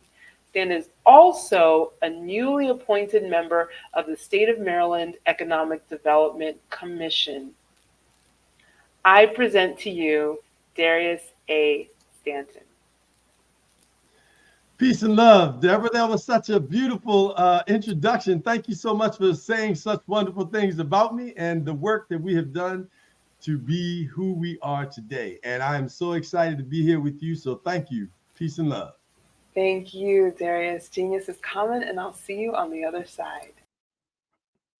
All right. Well, peace and love. And let me just start by acknowledging our great and righteous ancestors who have led the path that we have before us, who have opened doors, who have sacrificed, who have given all that they could give to make sure that their children, children's children, and children's children's children are successful. Speaking of success, I want to thank Dr. Kelly and his team for the work that they've done to create the Black Business Network. Can you imagine? Don't imagine. Let me take that word out. You'll hear about words in a minute. But can you envision people focusing on supporting Black businesses to the point where they go extra miles, where they spend extra dollars, where they hire extra people, and they give extra love and tender care to people who work, look, sound, and are as creative and brilliant as themselves? That's what you see here on the Black Business Network and the Olympics, the Black Business Olympics. I love it. And I want to thank you, Dr. Kelly, Dr. Madeline Lewis. Thanks for referring me. And now let's get into today's topic. So today's topic is, when in power, act like you're in power. That's right. I said, when you're in power, act like you're in power. Think about what power represents and think about who's in power today. So before you jump to a conclusion and you think about power in its sense of being strong and forceful, in control, managing things, running things physically, and the bravado around energy and strength, you think today, well, who's in power? So largely, first and foremost, men are in power, in leadership, and control the destiny of people's lives all over the world. However, and predominantly in that case, it's white males who are on the surface power in business, Fortune 100 companies, Fortune 500 companies, the predominant individuals that serve as CEOs and board members on the majority of those Fortune 500 and Fortune 100 businesses happen to be white men. There are maybe, if that, 10, 100, top 100 CEOs in business in the United States. And as I said, the boards are largely white males. Now, when it comes to politics, think about the country of Russia. Let's go internationally. Russia has over 400 legislators in their national Congress. Out of the 413, I believe, there are about 13, maybe 15 women out of 413. In Saudi Arabia, they just allowed women the opportunity to drive. That's right. You heard what I said. They just allowed women the opportunity to drive. So when you think about power and who's in control of things, you're thinking from a business perspective, that's who comes to mind. But I want to take you back from a historical perspective, an ancient history perspective, and have you understand from a Black business perspective who started math, science, industry, business, trade. The most wealthiest man in the history of the world was not any of the people that you know of today. So you can think about Warren Buffett, Mark Zuckerberg, the guy from Tesla. I don't use his name too much because his company does not support African Americans. As a matter of fact, it's been deemed, they've already been sued by employees for being extremely racist. So I'm not supporting people who don't support us, nor their products. So I mention the company's name, but I'd give his name no support. However, I want us to recognize that the wealthiest person in the history of the world to date is a man by the name of Mansa Musa. Mansa Musa. That's right. More riches. He sent over 1,800 ships off the coast of Gambia all over the world and gave riches away. Gave it away. Right? So when you think about the pyramids, one of the largest feats in the world, who in fact built the pyramids? Who were the scientists? Who were the archaeologists? Who were the astrologists? Who were the engineers, the architects? They were all Black people who built those pyramids, who have been in place for thousands of years and had hot and cold running water, engineered to a feat and a marvel that we have never seen before. And guess what? There's no date when we expect those pyramids to go anywhere. So now let's go to modern day and talk about business in the sense of power. When you're in power, you must act like you're in power. I'm going to break power down into 6 words, starting with the P. The first P is people. The people are the power. I had an opportunity to visit Cuba, and at the time, Fidel Castro was still in charge. I spoke with a number of other folks who came with our delegation to one of the delegates in the Cuban Congress. And the question was asked, what in fact would happen to Cuba if Fidel Castro was no longer in power? And the gentleman responded, Fidel Castro is not the power of Cuba. It is the people of Cuba that are the revolution. It is the people of Cuba that have the power. Now, outside of Cuba, you would not find that easy to believe because the propaganda lets you believe that it's a communist country, therefore the people have no power, the people are not wealthy, they're not able to do what it is that they want to do. In reality, the previous regimes had the people completely poor, not with universal 100% health care. Now Cuba has the highest literacy rate around the entire Western Hemisphere at 97%. 97% of the persons, adults in Cuba, are literate. Do you know what the literacy rate is in the United States? Go look it up. So people are the power. And when it comes to business, people indeed are the power. It's human capital. It's the intellectual capital. If you have 500 people or 50 people in your company, and then out of those groups, you take 10%, and those 10% of the people in the company, let's say you identify them as the most creative and brightest people in the company, and you bring them into a special unit or department or division and create an innovation group. You create a research and development, R&D group to come up with new ideas to generate revenue, new ideas for products and services, new patents, things of that nature. But you leave the other 90% to just continue to do the day-to-day work, but you leave that other 90% of intellectual capital on the table. Why would you leave 90% of the intellectual capital on the table? Because in most instances, in America's capitalistic society, you're not trained to treat people as a resource, as a capital resource that supports the larger goal. You want them to do what you tell them to do and not think outside of those boxes. But we have brains. Not only do we have brains, but I told you we built the pyramids. So we were the first doctors, the first lawyers, scientists. So it started with us. The Greeks didn't start math and science. It came from Imhotep. It came from the countries inside of Africa, which was actually Al-Kabilon beforehand. So understand first and foremost that the people are the power. So if you have the opportunity to tap into people, train them, teach them, encourage them, promote them, support them, make sure that they feel like that their families are important to them, then they will use all the power they have and be supported by their families to do everything they can to make sure that the business is successful. Most people, or I should say, in a lot of cases, when people are talking about how to help the company or what could help the company grow revenue or some great ideas, people will say, I don't own that company. That's not my job. I'm not getting paid for that. If I make a mistake, they probably will fire me or they'll blackball me. Well, guess what? We're not going to take that position.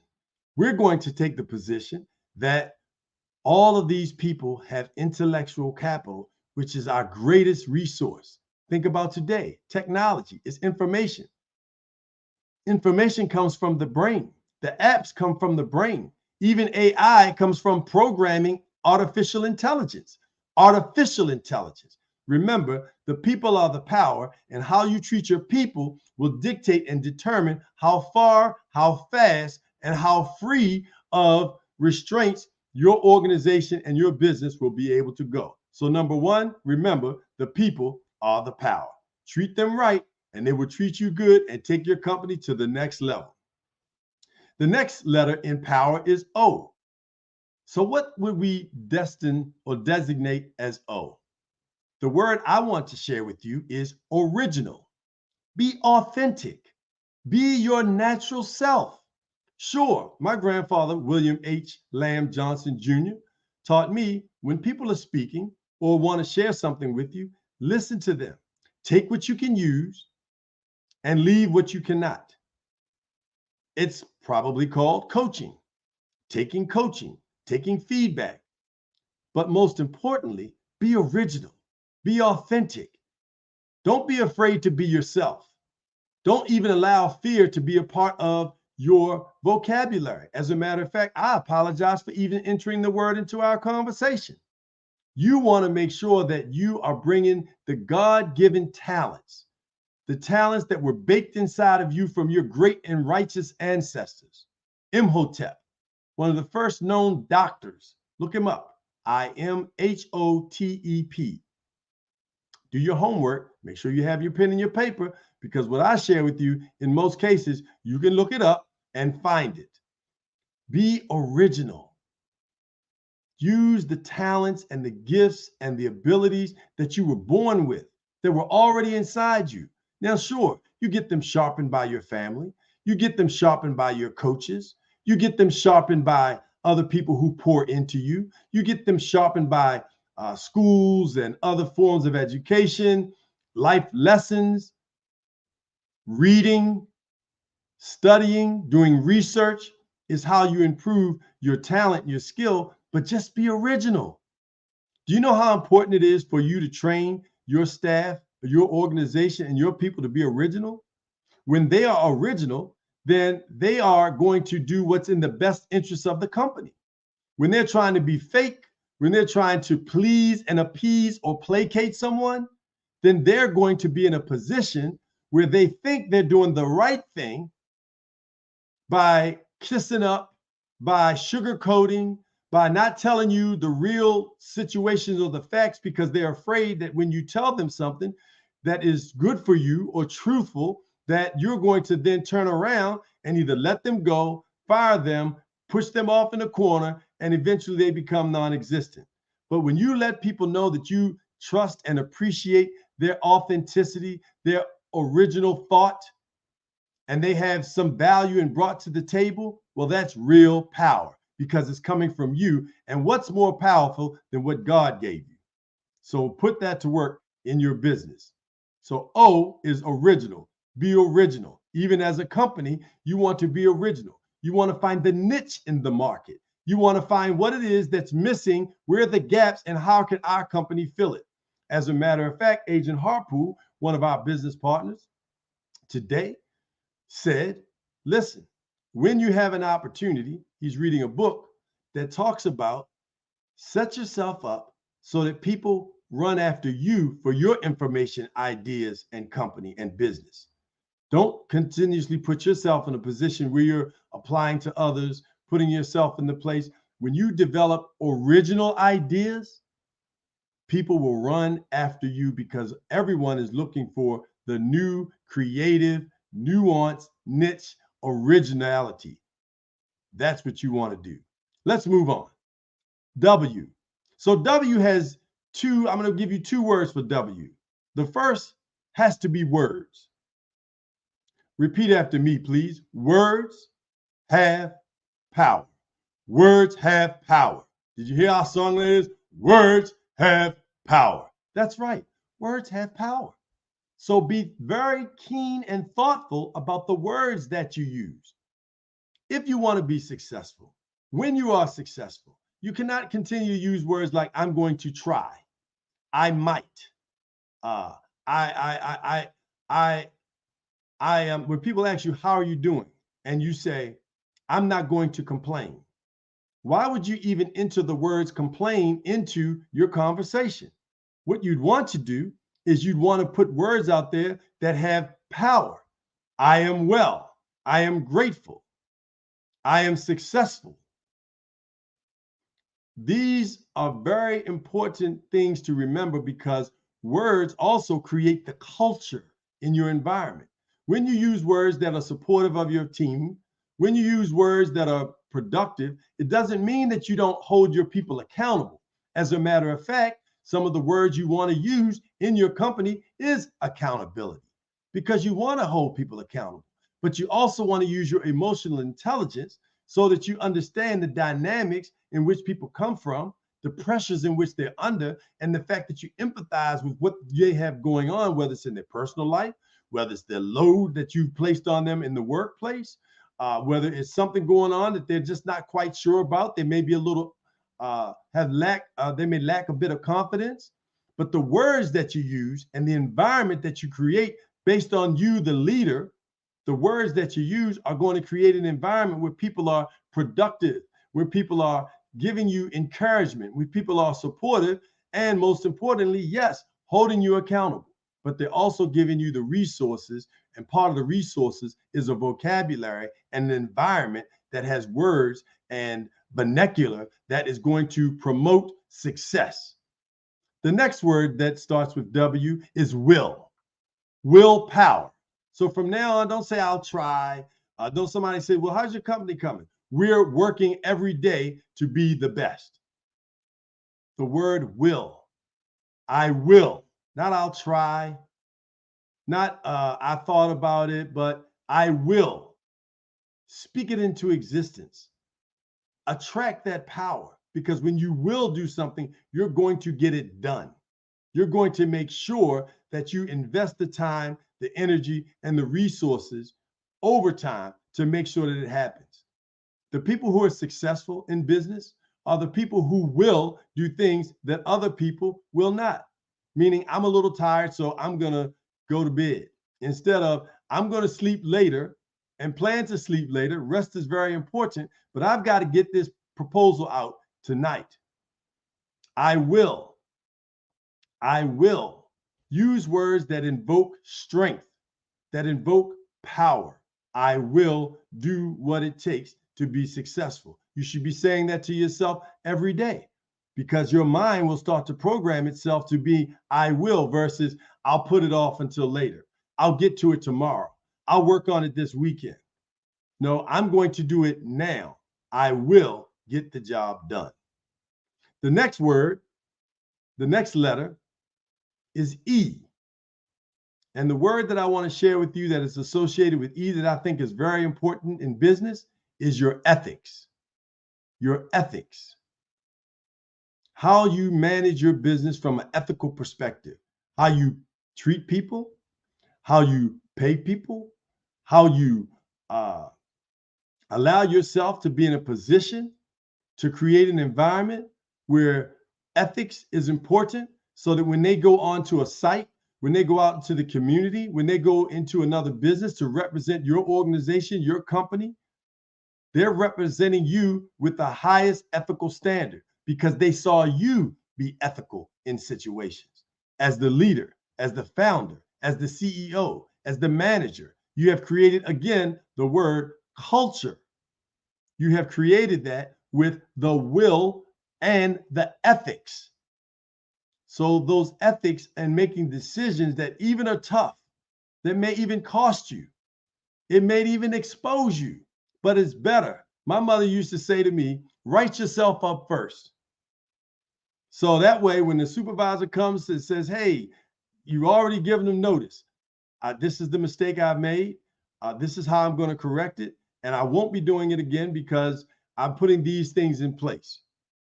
Ethics are very important. A lot of people in power in the major cities throughout the country, we're running, just think about in African Americans' cases.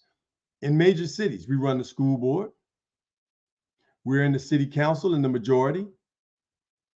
We're in the legislature.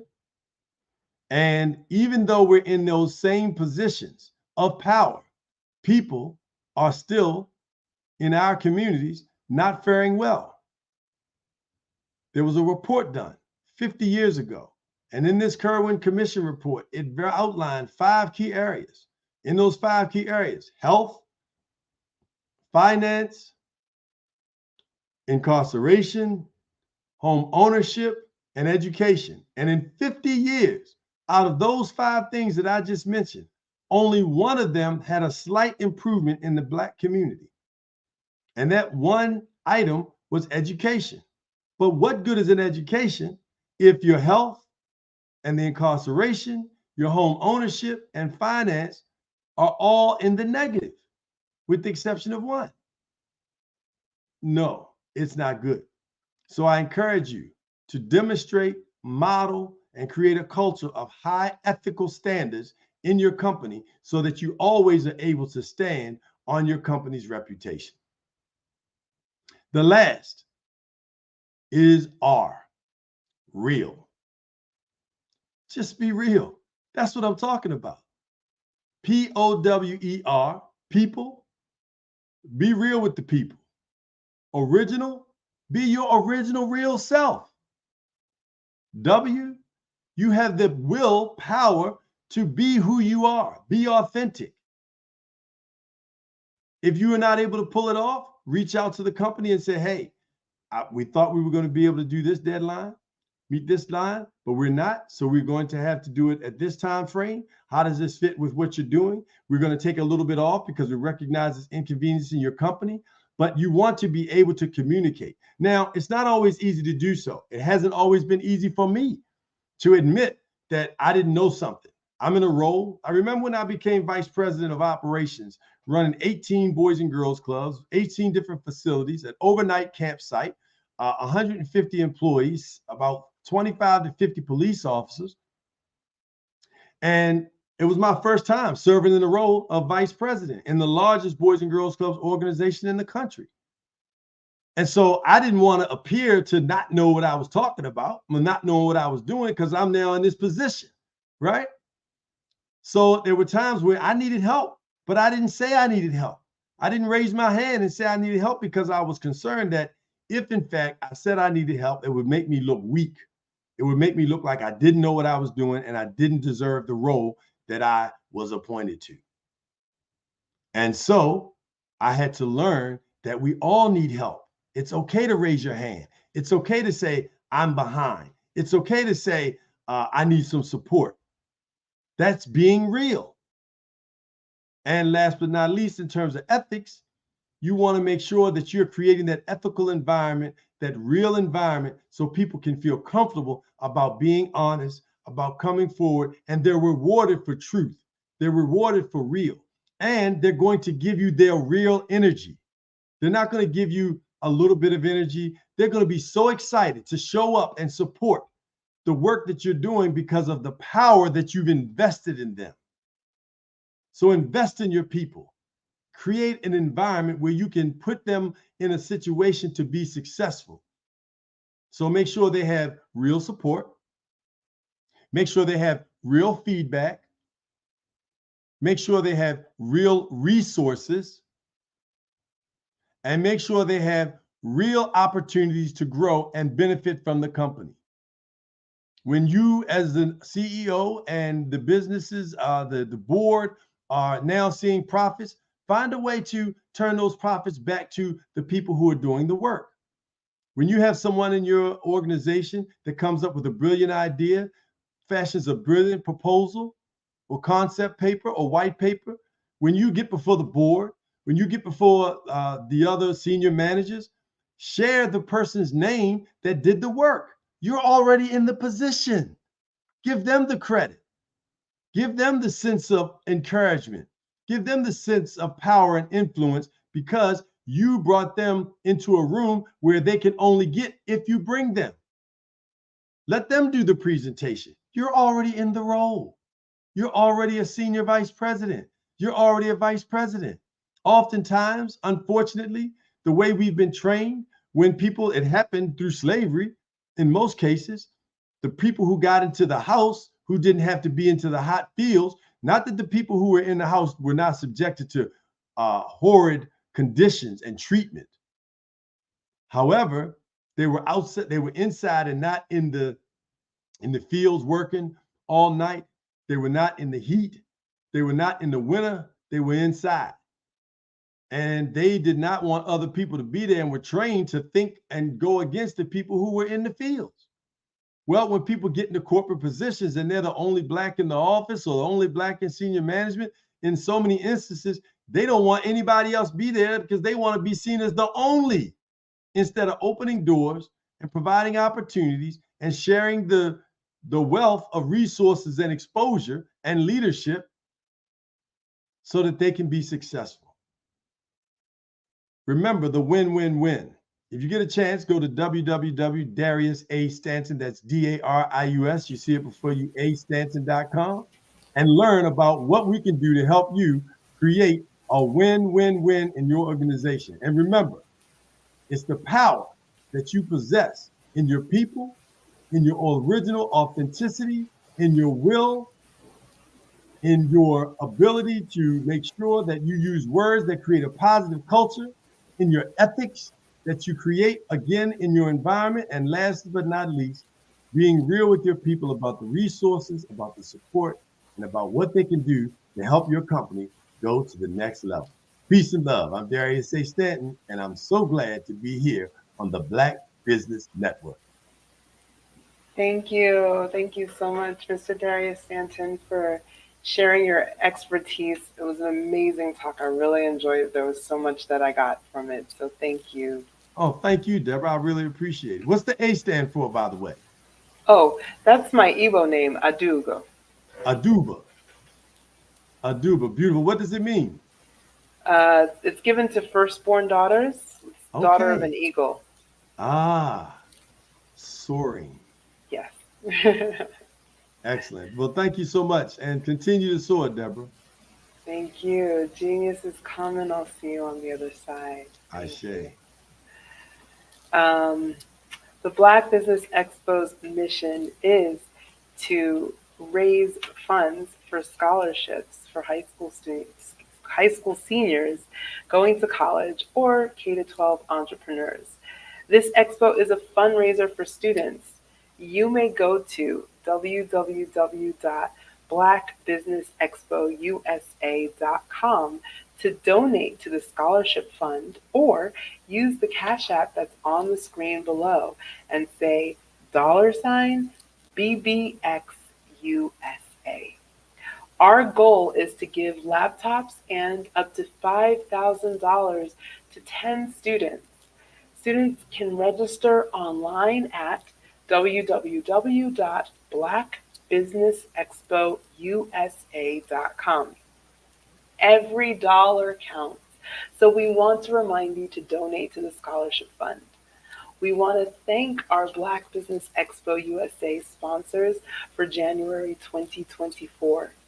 NC100, Moody Capital Partners, Suede Soul, Lotus Richey Coaching and Training, the Hello LLC, Carolina Virginia Minority Supplier Development Council, Step Management, Barbara H. Smith LLC, Margie McLean Foundation Incorporated, Genius is Common, 5-Star BDM Media, Earth Essentials, Milani Shani Global, Executive Women's Success Institute, The Quality Coaching Company, Superwoman Business Services, Creative Force Studios, Lee Entertainment, Artistic App Design, and Black Business Expo USA.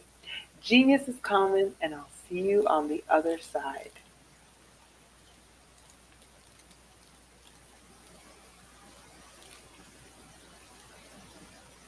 I'm Ramon Ray, founder of Smart Hustle Magazine and smallbiztechnology.com.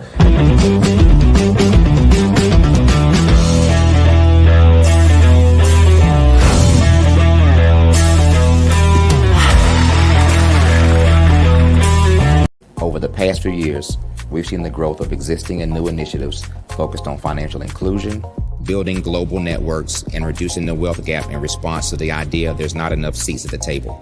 Whether their outcomes are to increase the representation of Black executives on corporate boards, ensure an inclusive global economy, or to create new U.S. African commercial pathways, the strategies are often carried out by separate programs. The question is, should they be? With the continent of Africa being home to more than half of the world's fastest growing economies, the youngest workforce, over 400 companies generating more than $1 billion annually, 700 generating more than $500 million annually that are poised for growth, and being the destination of nearly $5 billion in venture capital in 2021. Diversifying U.S. and Africa commercial engagement by building bridges between African businesses and their U.S. diaspora should begin being seen as mutually beneficial. From helping to reduce Africa's enormous capital gap to catalyzing two-way trade opportunities, the COVID-19 global pandemic hopefully has taught us that global challenges and opportunities are more interconnected than we thought. During the pandemic, African companies like Unicorn Flutterwave, insurance provider Reliance Health, ride-hailing app Yasir, and 54Gene, the continent's first bank of DNA on people of African descent, proved that when African companies have access to networks, capital, and information, they grow big, grow fast, and create solutions that are valuable to the world. This is why Be Direct was created. We are the first U.S.-based but African-centric board preparedness and board search company designed to connect U.S. Black talent and corporations to African businesses.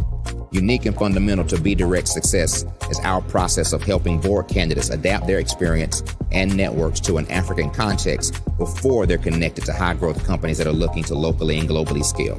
From our focus groups with African business execs and government leaders, we don't ignore the sentiment that business is easy, but people are hard. Having a pool of board candidates with hard-to-access networks and extensive experience across the business life cycle, including successfully raising capital, is table stakes for an initiative like this. So yes, we have that. But corporate or entrepreneurial success in the U.S. does not guarantee success in Africa. Developed alongside industry partners on the continent, our training program, Be Direct Prep, is designed to transpose their experience to create cultural comfort, understanding, and a commitment to helping businesses in Africa scale. Our board governance sessions are African, continental, and country-specific, integrated with cultural awareness and dexterity training, masterclasses led by African industry execs, and mentoring coaching from African continental-based facilitators. But even more unique to Be Direct Prep, we cap off our training program with an immersion trip to help candidates that have not been to Africa before see and feel Africa's complexity and opportunity from African soil. We all know traditional network-based board placement has historically left a lot of us out of ever really being in the paid board pipeline. Our strategy supports the work of many great organizations that are successfully filling seats at U.S. board tables by creating more tables for those that are still left on the sideline. It's time to start seeing the role and value of U.S. Black talent and businesses on the continent of Africa differently. old perceptions and habits limit economic inclusion. Let's transition Black talent and the African businesses they will support from the periphery of the global economy to its core. Living in a global lockdown, we all know now how fast local and global economies can change, and see the value of having businesses that hire, strengthen local value chains, and even grow globally. Status quo in any form holds back progress. We must democratize U.S.-Africa commercial engagement by socially and economically connecting cultures that have long been disconnected. It's time for Africa's U.S. diaspora to redefine their global value by helping African businesses scale continentally and globally.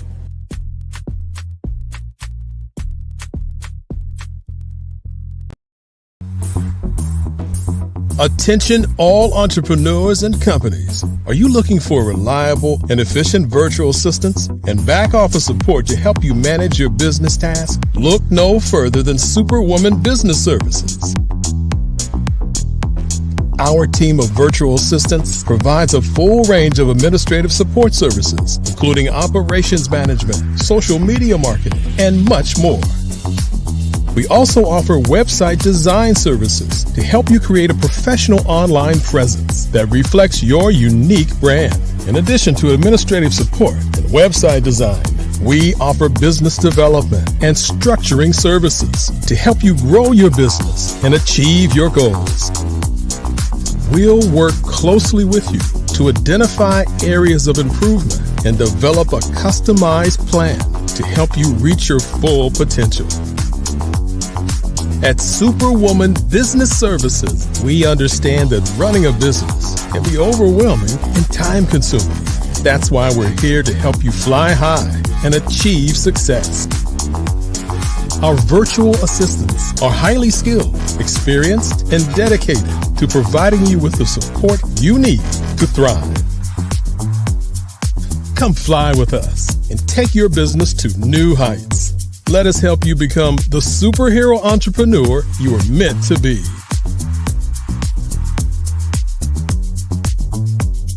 Contact Superwoman Business Services today to learn more about our back office support